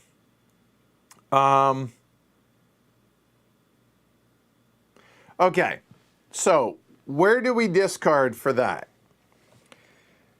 This says we get 1, so this is the likely one to discard. Or is it? What if we discarded a Fortified Frost? Because we're not going to be able to do all of them. So if we discarded that, then we gain 2, 3, and then prep that.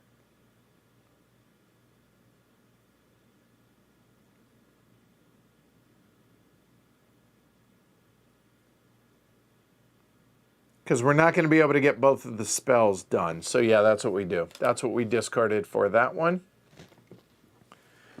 Prep that. 2, 3, and that's that. So getting another one there. And you know what? Getting them back to back is good because then we're going to be able to purchase a 4-value card. That seems good. Yeah, oh, I know. I'm trying. We need 4 Aether to open that one, 5 to open that one. And last 5 cards.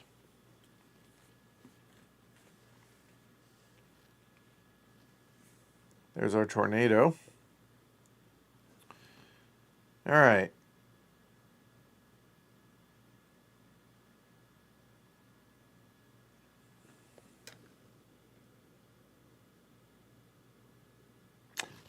A moment.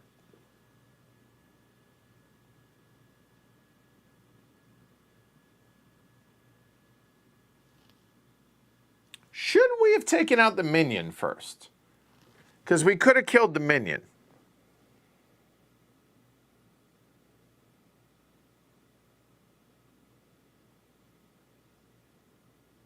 Because that's going to move 2 tokens up 1 space.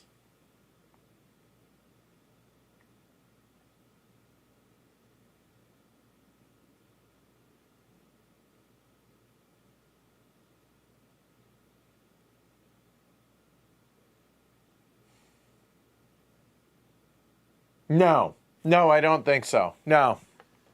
No. All right, we're good. All right, first things first, the Chitterer, move a mall token on 2 different tracks. So we'll move that one up 1, and I guess we'll go ahead and move that one up 1 as well. So they're all at level 1 except for that one that's way, way up there. So he's done with that, and now conjure a grapple. Unleash twice. Oh, this is fun. Any player, that's us, suffers 2 damage and discards 2 cards in hand. Oh, come on, dude. That player gains a Cursed Manacles from the Curse deck and places it into their hand. Jesus.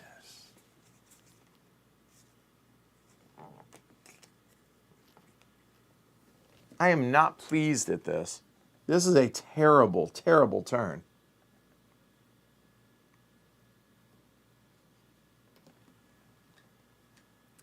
Gain a charge, suffer 1 damage. No. Discard 2 prep. What? Come on.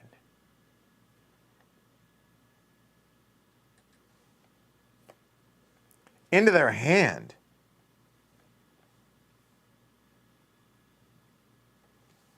Horrible. Unleash twice. 2 spaces forward twice.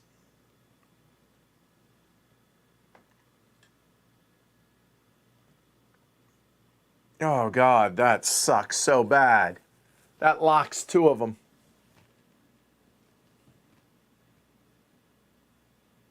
We cannot do that one because it only can move one space. Oh. Well, this is the obvious one. There. We each take 2 damage. And I took another 2 damage, so I took 4. Yeah, glory to Rome on that card.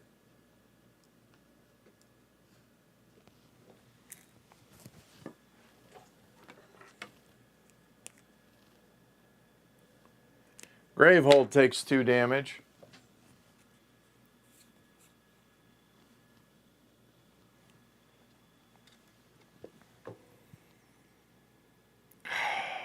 And now we got to bump another one.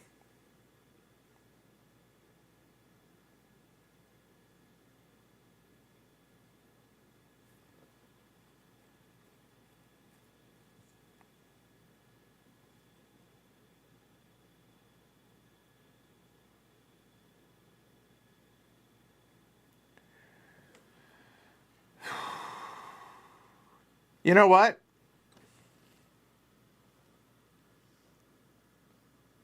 We're going to discard 4 cards. 1, 2, 3, and 4.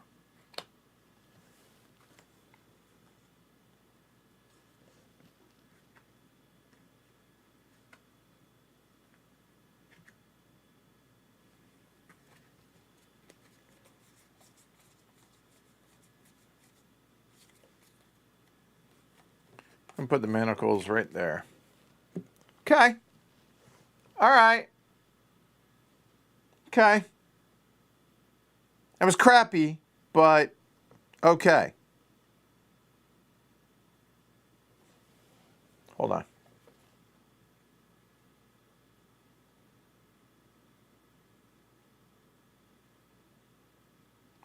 You know what? I'm not going to be able to cast both of those this turn. So instead, I think, or I could keep it for next turn as opposed to gaining the charge.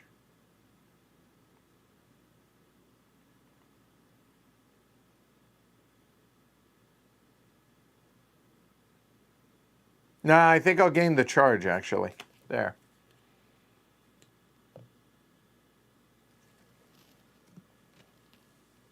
Okay. All right. Oof, that was an ugly turn there. But when you get 8 in a row, it's hard to complain too much about that, I guess. All right. Whew. Good. All right. Oh, right. I have to discard 1 to deal the additional damage, right? Right.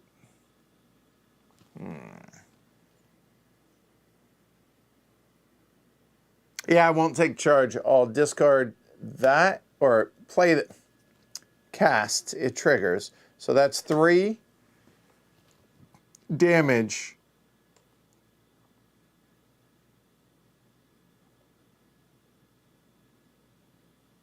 I think we have to work on this guy.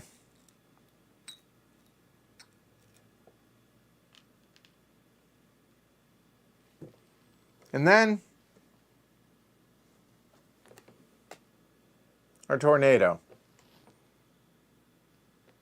All right. 5. Oof.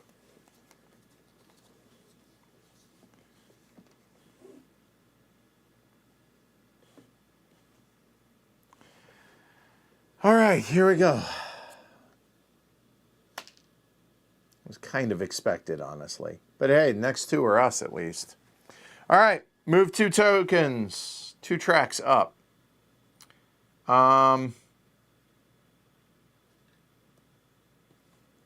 Think we go 1 there and 1 there.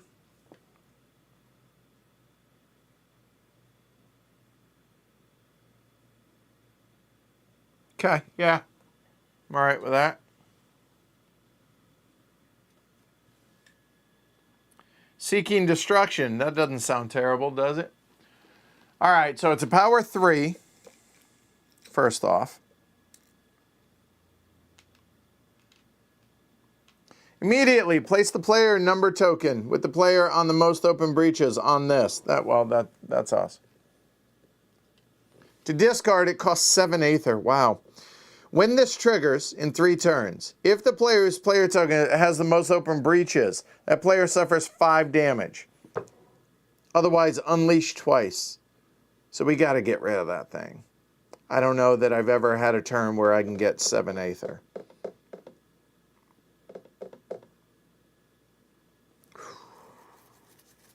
Okay. Okay, so there's that. But at least now it's us.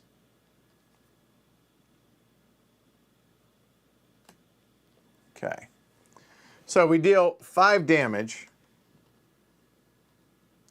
Well, we know our turn is next, and we can use that. So somebody's taking 5 here. What one do y'all want? 1 is at 16, 2 is at 20, 3 is at 9, 3, sorry, is at 9, and 4 is at 14. So who's losing 5 and going back 1 step?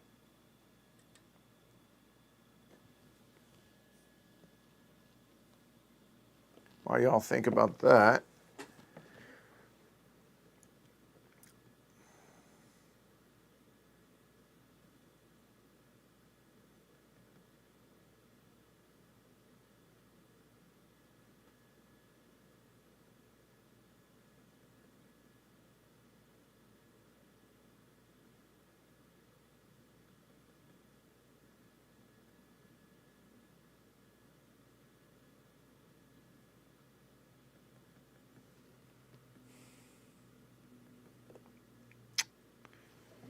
Destroy, if we destroy the spark, okay, so that'll go up there.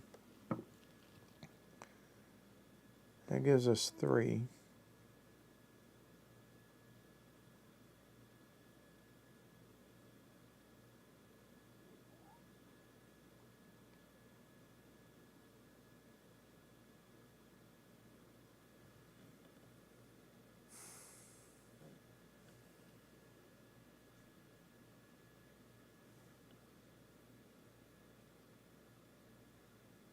Oh, that's actually a fair point. No, when you move them all forward. So if we move back, we wouldn't discard again. So moving it back onto those does not trigger that. So no, they do not trigger.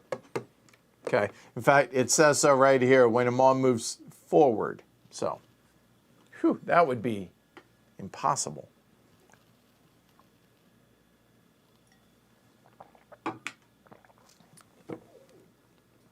So we destroy that. The problem is we don't gain a card if we destroy that.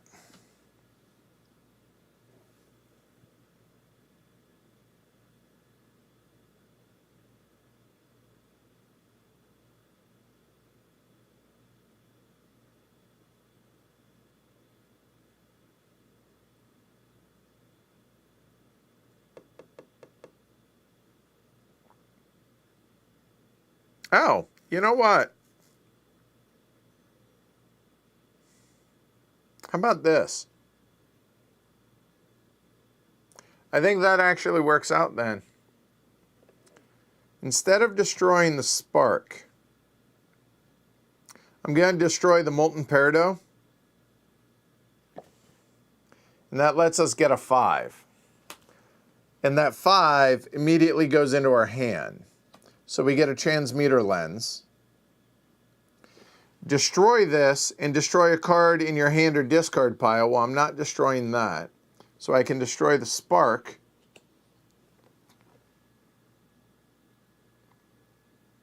And that allows us to get another tornado.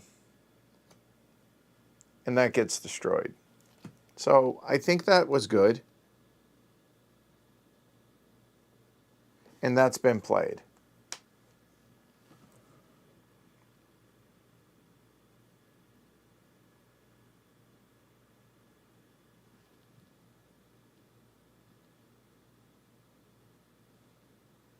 All right, I'm cool with hurting 4. I'm good with that. Okay. And I can discard this to get a charge. So what the hell? I can't do anything with 1 Aether, so we're there. And done.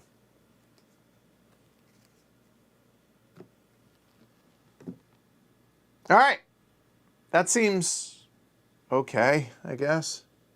And now we know it's our turn again. Oh, we have to draw. Sorry, forgot.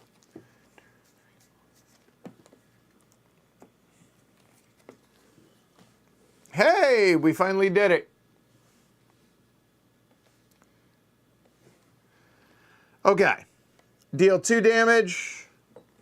Discard. Deal 3 damage. So that. We kill the chitterer.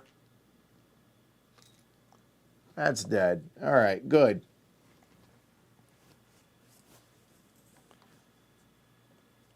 Now, play this for 2. Play this for 2, and it says, if this is the second time you've played Molten Peridot this turn, you can destroy it. If you do, gain a card that costs 4 or less from the supply. So,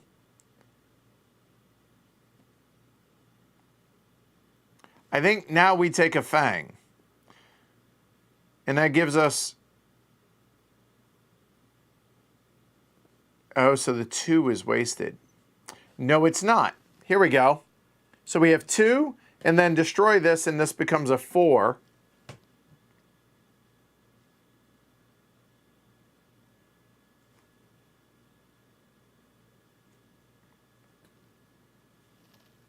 There.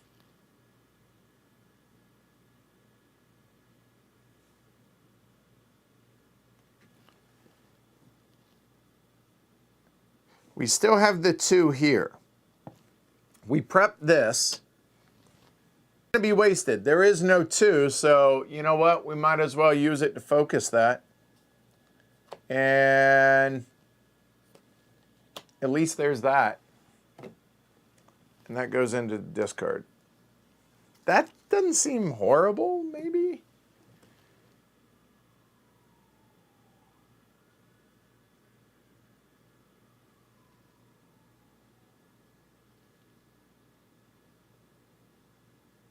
Oh, you know what? Hold on. No, those are all to just gain from the supply. It's not just regular Aether. It doesn't work. Nope. There is no 4 Aether card. It's 2, 2, and 3.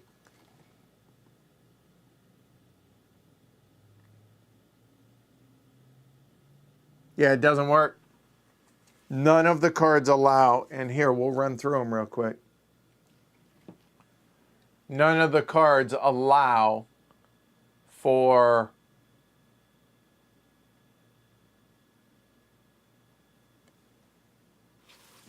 extra Aether like that, because those are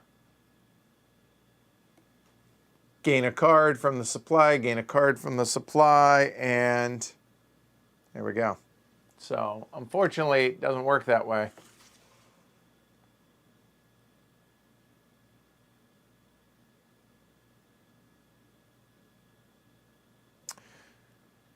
All right. 5 cards.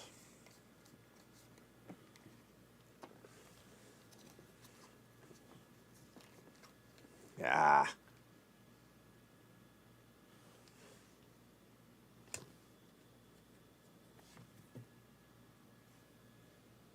Oh, we shuffle them. All right. 1, 2, 3. Yeah. All right. That's all of them.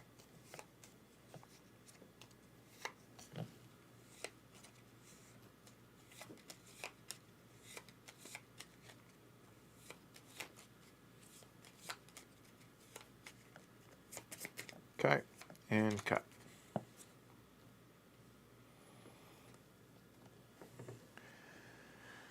Okay. So we discard there. That's going to get it 3 damage. 3 is going to move that one back. So that will be a 2,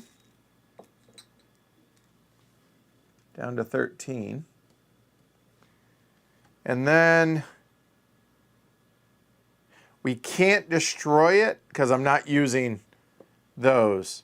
I'd rather just use it as a discard there for 3 damage. And the 3 damage will be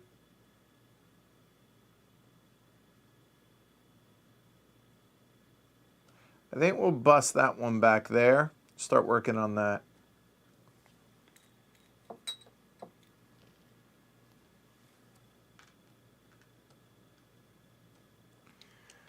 All right. Well, at least there's that.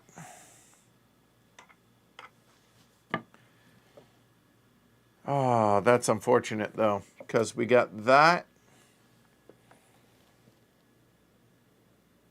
Oh, you know what? Hold on.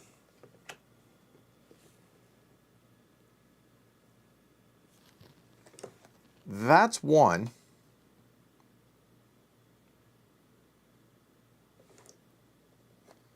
That's 2. And if we discard that, that would be 3, which opens that. I think so.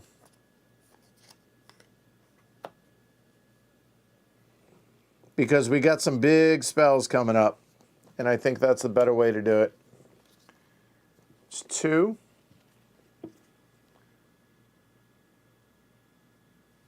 3, 4, 5. Hold on. Oh, yeah, I guess so. I guess I would want that there and that. So discard manacles and then the spark. That's a fair point. Yeah, I would have done that. Good call, Anthony. Okay.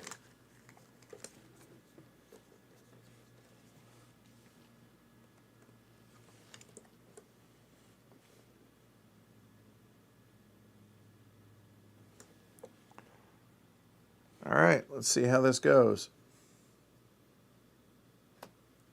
No spells trigger.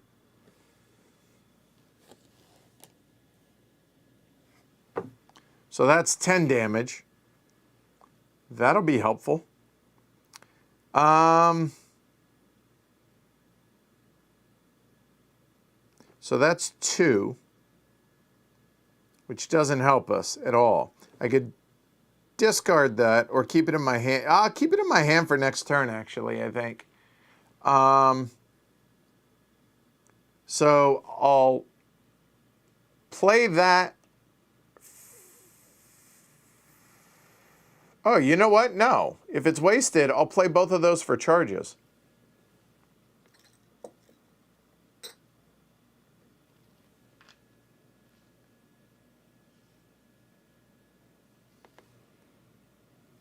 And I think that's it.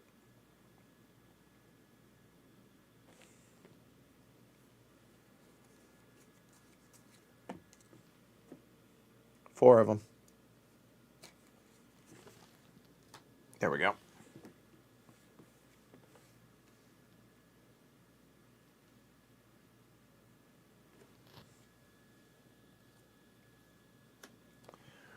Well, so there's that. Okay.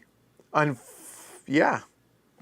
So that'll be 5 damage and 5 damage. That's cool. So that dies, or knocks off 5, and that knocks off 5. That'll do, pig. We have, if you have no closed breaches, gain a charge, but obviously I do. So that was a fun turn.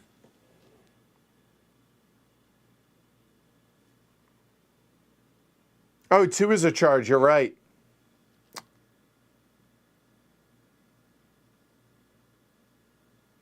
No, right? When you discard this, get a charge. No, I'm good. I'm right. I'm good. Okay. So what do we do now? That's 3 damage. Potentially 3 damage.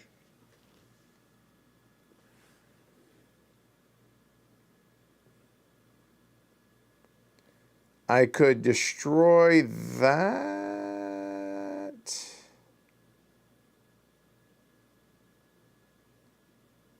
And that would get another Destiny Forger. Do I want that many?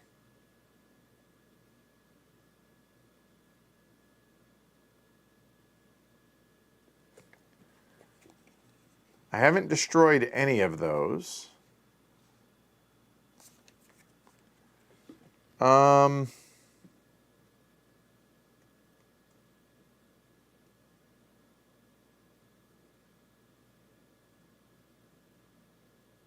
Because if I destroy this, it's wasted. But it gets it out of my hand. I can't do anything with this. And that at least would feel productive, but I still have that in my hand.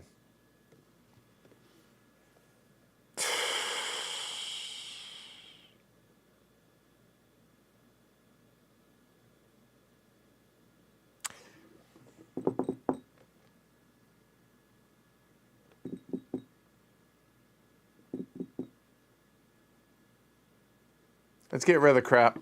We'll destroy that and we'll waste...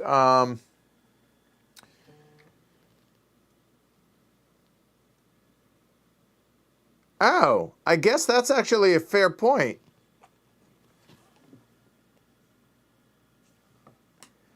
I could destroy this and get the tornado.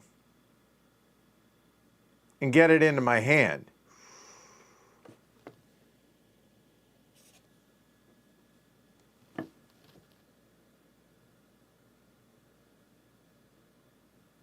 Okay, I'm good with that.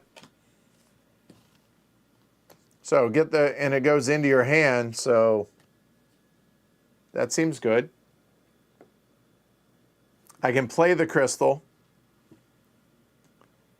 for 1/8, which is useless. And I'll keep those in my hand for next turn. See how it works.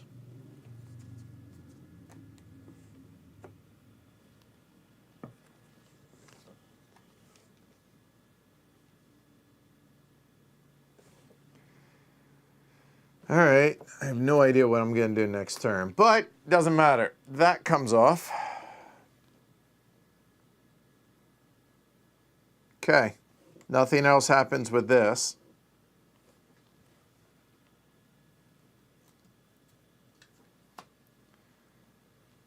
A chitin crawler. 9? Good Lord.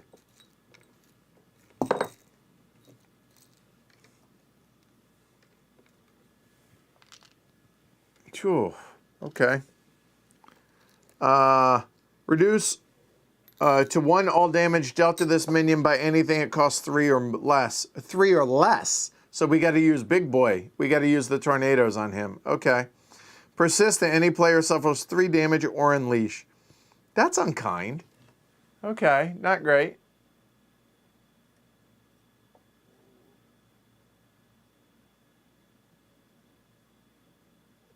Oh, that's actually a fair point. You're right. Hold on. You're right. So, you play it. Yeah, you're right. It's not in my hand anymore, so when I play it, that doesn't work.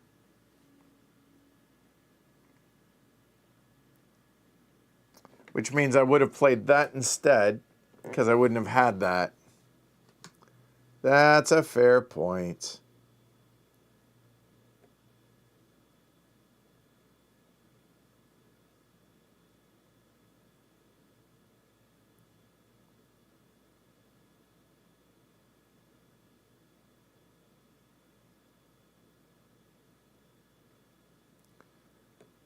So in that case, I would have destroyed that, gotten the new forger,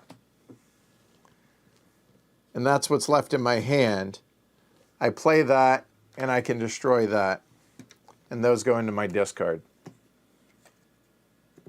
I'm okay with having done that instead last turn. That's a fair point, Cone. So that would have been my draw, which sucks. All right, so it's our turn. There. Or I guess not necessarily, but it did work out that way. Okay. So here, the Twisted Fang, which costs 4, which doesn't reduce it down, will do 3 damage. There. It's not empty, so that doesn't happen. Here would only be 1 damage, but we're not going to use it on that one.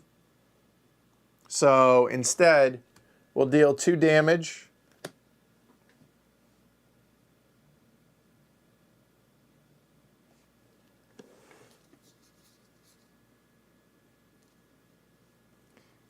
We'll discard the manacles with that. 3 damage will be on that one to back that up there. That gets 2 back.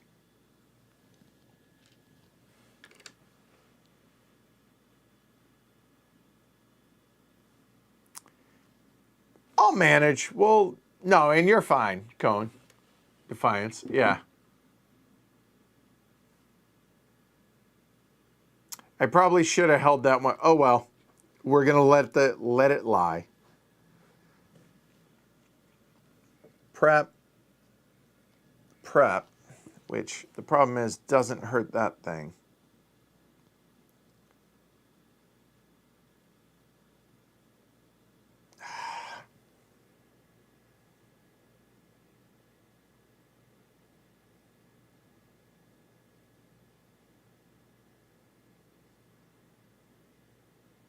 That's okay, I think.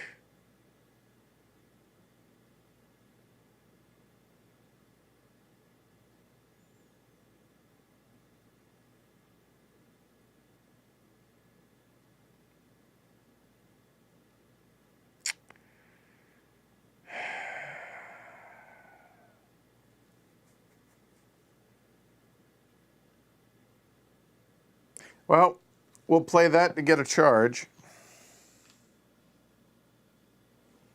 And sadly, that's going to hang out. That'll be a discard for one of the aboves.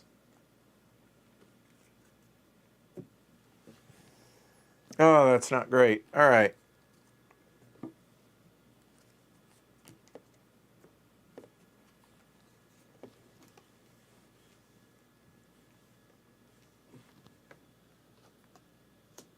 All right, that goes off. And now we suffer 3 damage or unleash. Well, we're about to do that, so I don't mind unleashing. And unleash says move any Maul token 2 spaces forward. Okay. So I'll do that one. 1, 2. Okay. Not the end of the world yet. Oh, so charge, for those that are new, when it fills, I get to do that. Which that returning the gems and relics, I'm hoping I can figure out a way to get 7 Aether with that. Because I can play them, put them back in my hand, play them, and then I get to draw a card. And the prepping the spell is great, but it's going to help me be able to get rid of that power card. So that's, we'll see how it goes. And cut. There. All right, Argo.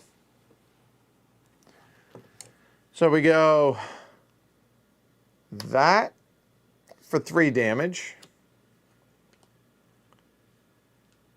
The 3 damage will be to bump that back on 2.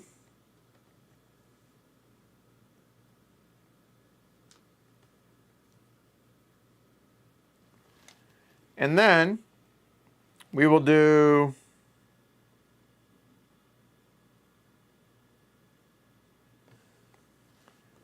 that for 3 damage, which will also be on 2, which puts that down to 6, or down to 3, sorry. There we go. Yay. Little frost action. Now, we could gain 1, 2. Here, we'll gain 1, wasted. We'll discard this to gain a charge.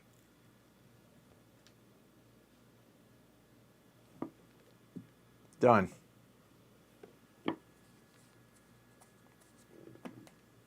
Five cards. Funny, I had mentioned that I wasn't going to do that, and now all of a sudden it becomes pretty vital that I do. Come on. Please? Nope. All right, well, this is not great. This triggers.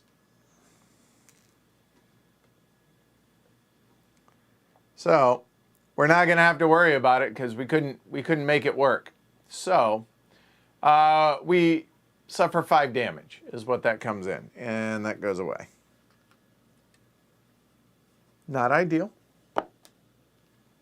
We're down to 1. And then unleash. We'll do the same thing again. So we'll bump that one up 2. That's okay.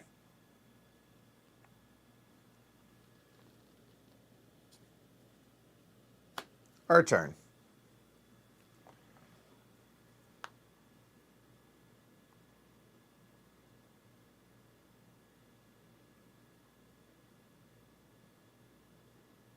So this fires.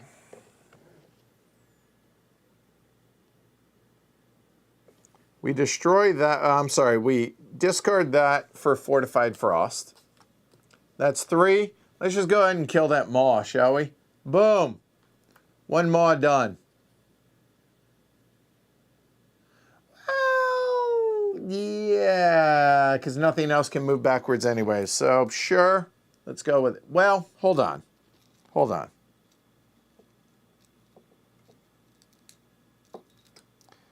Gravehold can handle the damage. So maybe we don't do that yet. Even though something won't go backwards, discarding my hand would suck a lot, so let's go ahead and take the 3 damage from there. That'll work.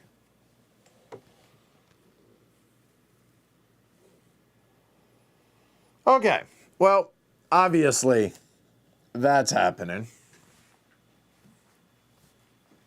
Now, do we hold on to these?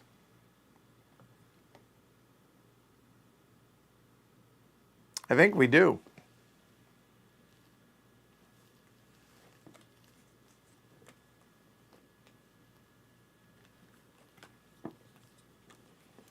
That'll work. That's what we wanted, right? Okay. I would like our turn, please. Okay, thank you. Those fire. 5 damage each. That's got to be one of them.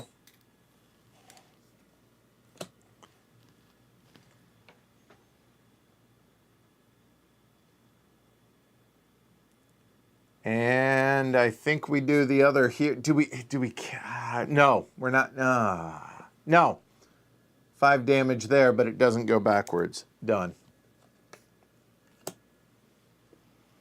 So now, Forager, destroy a card in hand. There go the manacles. And I get a 2-value card, which is wasted, but so be it. So that's played. Those will go up there. And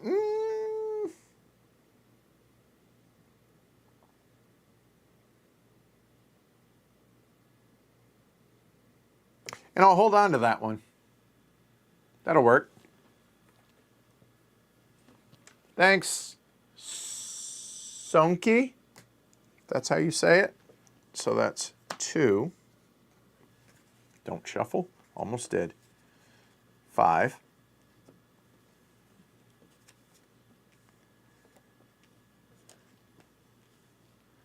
All right. That'll do, pig. That'll do. So we're going to do 2 damage and not discard anything. I don't think. Because this, only having a cost of 2, only does 1 damage, but it's good enough. He dead. And then 3 damage here. And I'll play that one first, actually. 3 damage will go on to... Okay, now I'll bump that one back. And actually, well, no. No, I won't. I still keep trying to do that. Instead, let's go ahead and take care of that. So it's at 5, 3, 4, and 6, respectively. Okay.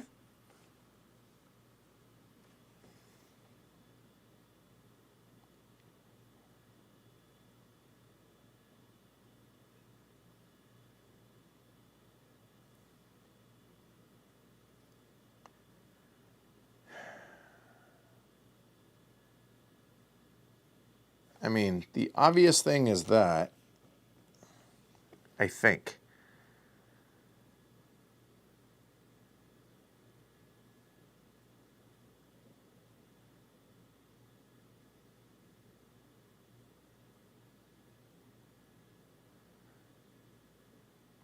And you know what? I must play this for 2. But I'm going to put that there. So now, anytime I want during my main phase, we can activate that. And this will just be a discard for those. And I'll hold on to that as well.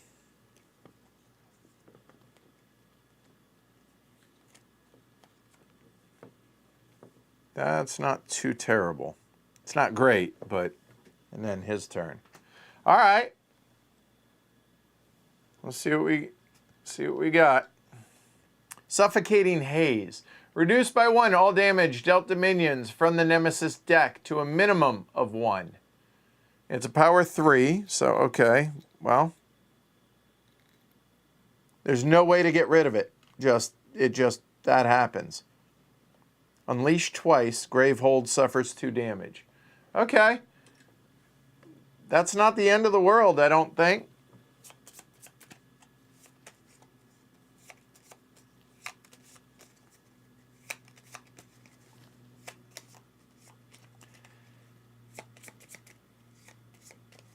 No cut this time. All right, well, first things first. Remove one of those. And, oh, that looks horrible. Oral Carnivore, 10. Okay.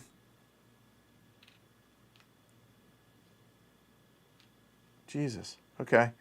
Reduce by 1 all damage dealt to minions from Nemesis deck. Okay, to a minimum of 1. Okay. All right, so reduce to 0 all damage dealt to oh, come on! That's horrible.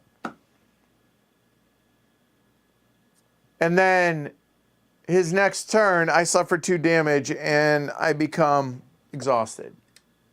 Oh, just when you thought things were rolling along. So I can't damage that, and all damage there is reduced by 1. All right, well, at least one of his 2 turns is out of the way. Oh, let's go ahead and get them both out of the way, shall we? So that goes away. The quicker that goes away, the better off we are, honestly. So, okay. So now, I suffer 2 damage. Oh, what happens now? Okay, we are now exhausted. Unleash twice. Destroy a breach. Okay, that breach is gone. Just done. Okay. Discard all of my chart. Oh, come on!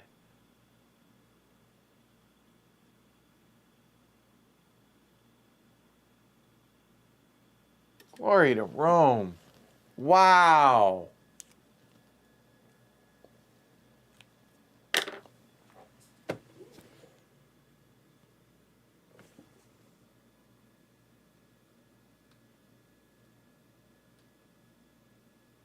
That's just mean.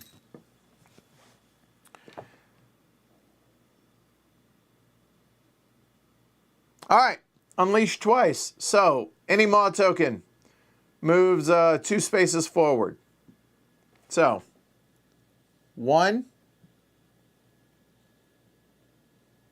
no, 2.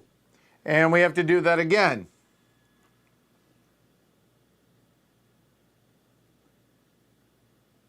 Oh, God. We'll go 1, and we'll go 2. Gravehold takes 7 damage. Down to 13.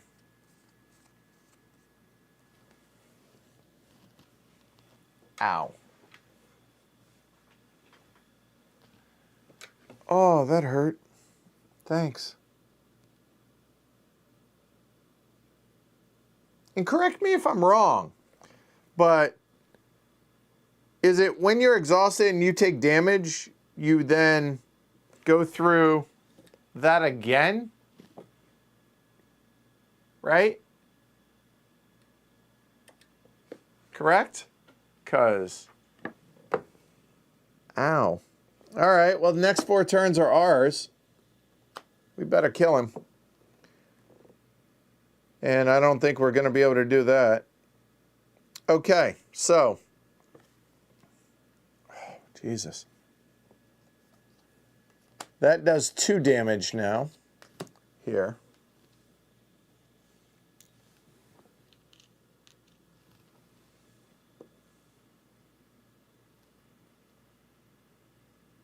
Yeah, it's double damage to Gravehold, but you don't do the rest of it. You don't unleash again. You don't do all of that, correct? We'll discard this for 2 damage.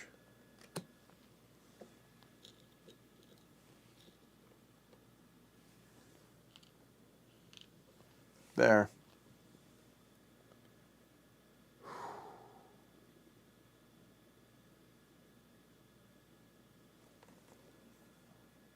Play that for 2. Destroy that.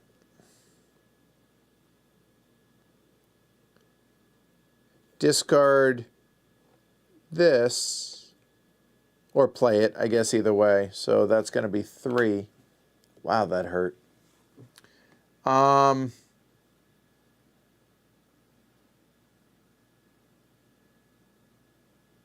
you know what? I'm going to focus there for the 3. Oh, I can't. Never mind. I'm doing that wrong. Destroying that just gets it out of my hand. And that would allow me to buy a 2, and I can't buy a 2. So I just play that, and that's done. Ouch. 5 cards. 1, 2, 3, 4, 5.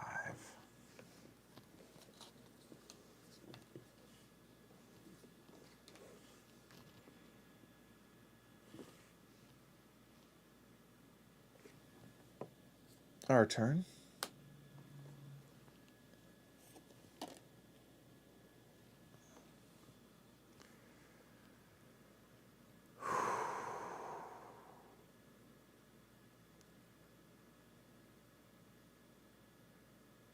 Okay, so I play this, destroy Fortified Frost. That costs 2. I can gain this. This goes into my hand. So at least there's that. And then I'll play this just to get it out. Done. 5 cards.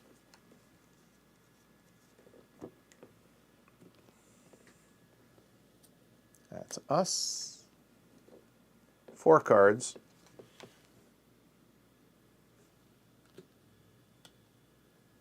There we go.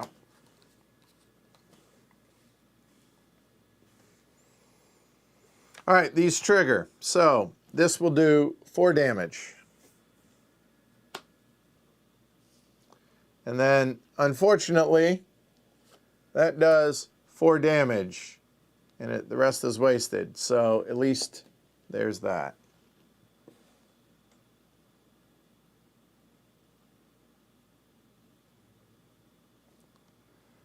Okay.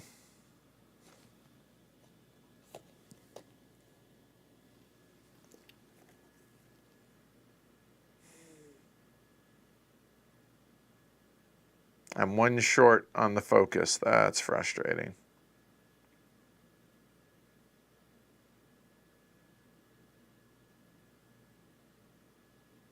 There's nothing I can do about it.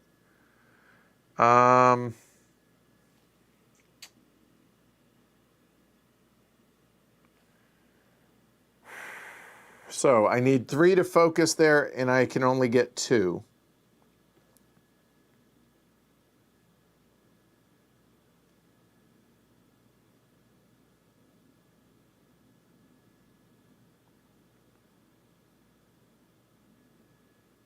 Do I play it is the question.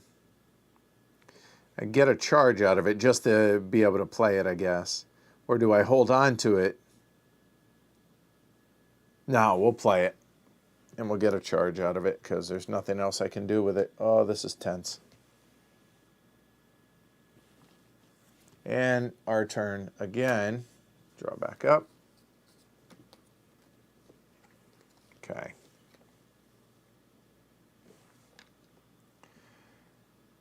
All right.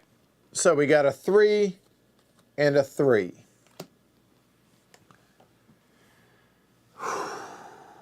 We'll go 1 there, which drops that to a 2, to 2. And we'll go 1 there, which drops that 2 more. 2, 3, 4, 3.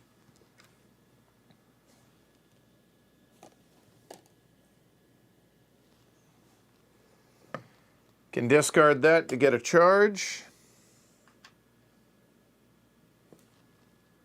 And I can't do anything with those.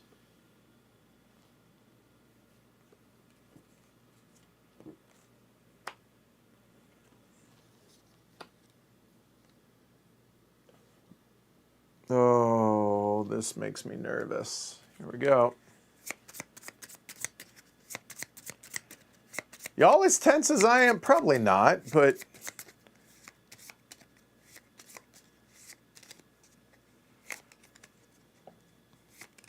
Oh boy. I would like 3 turns in a row for us, and we're in good shape. Here we go. Cut. That's not good. Unleash twice, and Gravehold suffers 2 damage. So we'll go and give it 2 damage, down to 11. Unleash twice. So 2 spaces forward twice. There and there.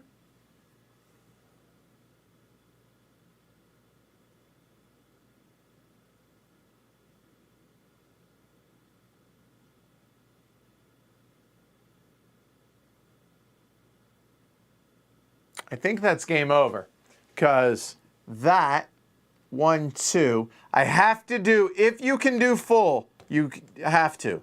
That's going to be 8 for Gravehold.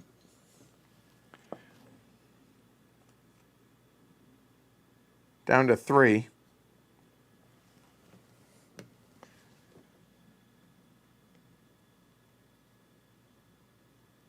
And then we got 2 more to do. There. And now, it's not game over. It would be if I did that or that, but I can do this. And let me see. Oh, you know what? Hold up. Hold up. Never mind. I'm wrong.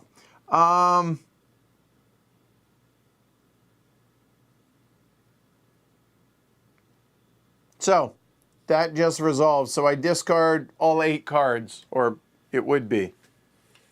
Those get discarded.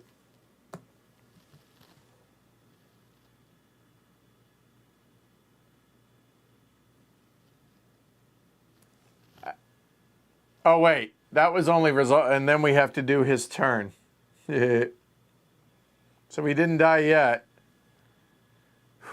I do want to point something out, too, is when a Maw token is returned, move another back 2 spaces. So that may come into play if we survive this. Toxic Subterfuge. It's a power card, so it's 3, so it buys us a little time. When a power token is removed from this, Gravehold suffers 2 damage. Well, I have 3, so we better kill it before it gets... The good news is I'm going to get at least 4 turns before that happens. If the next card doesn't kill me. All right, our turn. Well, that's 2 damage and 2 damage because I got no cards to discard. Brutal. Well, here's good news. 2 damage is that. That kills that one. There. So that's dead, and we get to move 1 back 2. And we'll do that one back 2. Then we're going to do 2 damage. I guess we'll do it on that one. Get everything down to 3 or less. Okay. That's our turn. Oh, wait. Whew. That was that. I forgot to do that. All right. 1.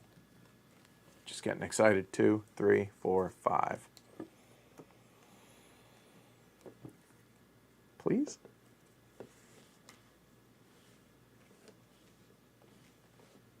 Oh, Nelly. I need 2 turns and the game's over. I need 2 turns. Come on. Come on.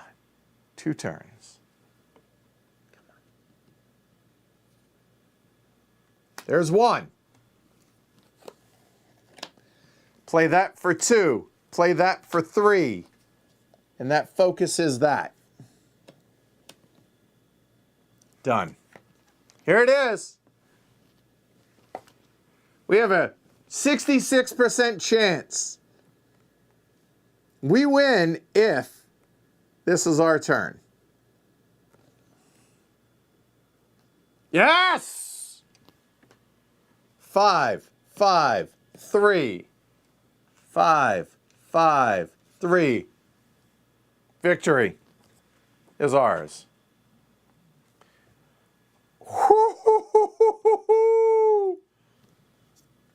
Oh, it was never in doubt. I don't know what I was stressing about.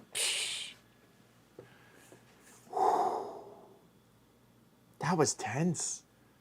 That was seriously tense. Yeah, there you go. That's Aeon's End, Outcasts. Yay. So it's pretty easy to run, right? So it's sponsored. The game's been out for a couple years. Obviously, I liked it, right? I like these type of solo games.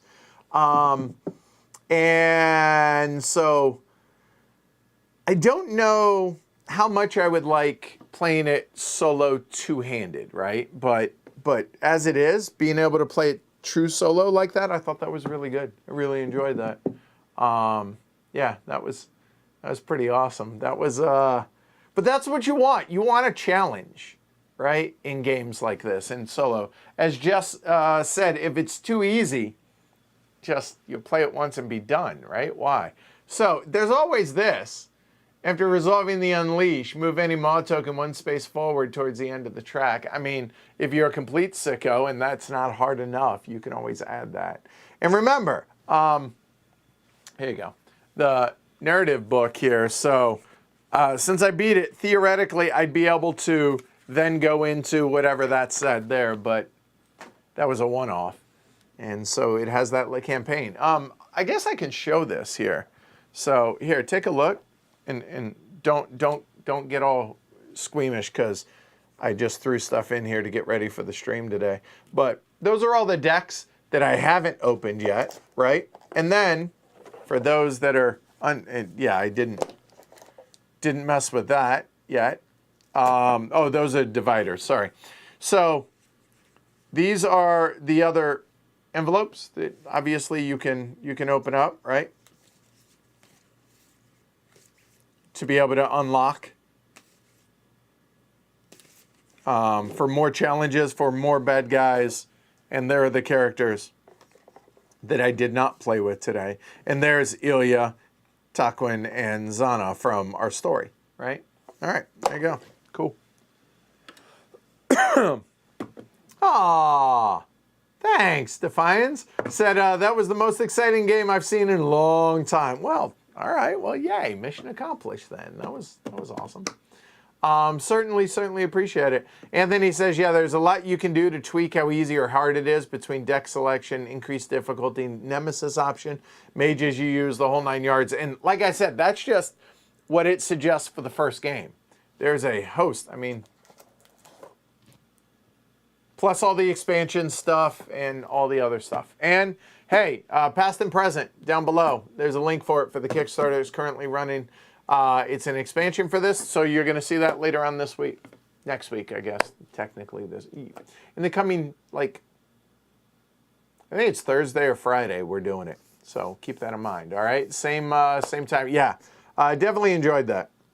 So thanks, everybody who watched, and both for the tips as well as the just the support and hanging out. That was fun today, so I certainly appreciate it. Check back tomorrow, weekly look ahead. We're going to have like 4 streams coming up, I believe, this week, 3 or 4. So be sure to check that out. Certainly appreciate the support. If you guys enjoyed the stream, like, subscribe down below. Consider supporting the show. Patreon.com/HCHQ or do as Defiance did, and you can donate through YouTube. Certainly appreciate it either way. It helps keep the lights on. And a big thanks to everybody over at Indie Boards and Cards for providing the review copy and sponsoring the stream today. So be sure to let them know in the Kickstarter if you enjoyed it. Certainly would appreciate that, y'all. I'll see y'all soon. So yeah, I'll be back tomorrow afternoon for the weekly look ahead, and then more content next week. Thanks, everybody. So long. And, hey, that was Mossum, right? Or, wait, Mossum is no more. Dun, dun, dun, dun.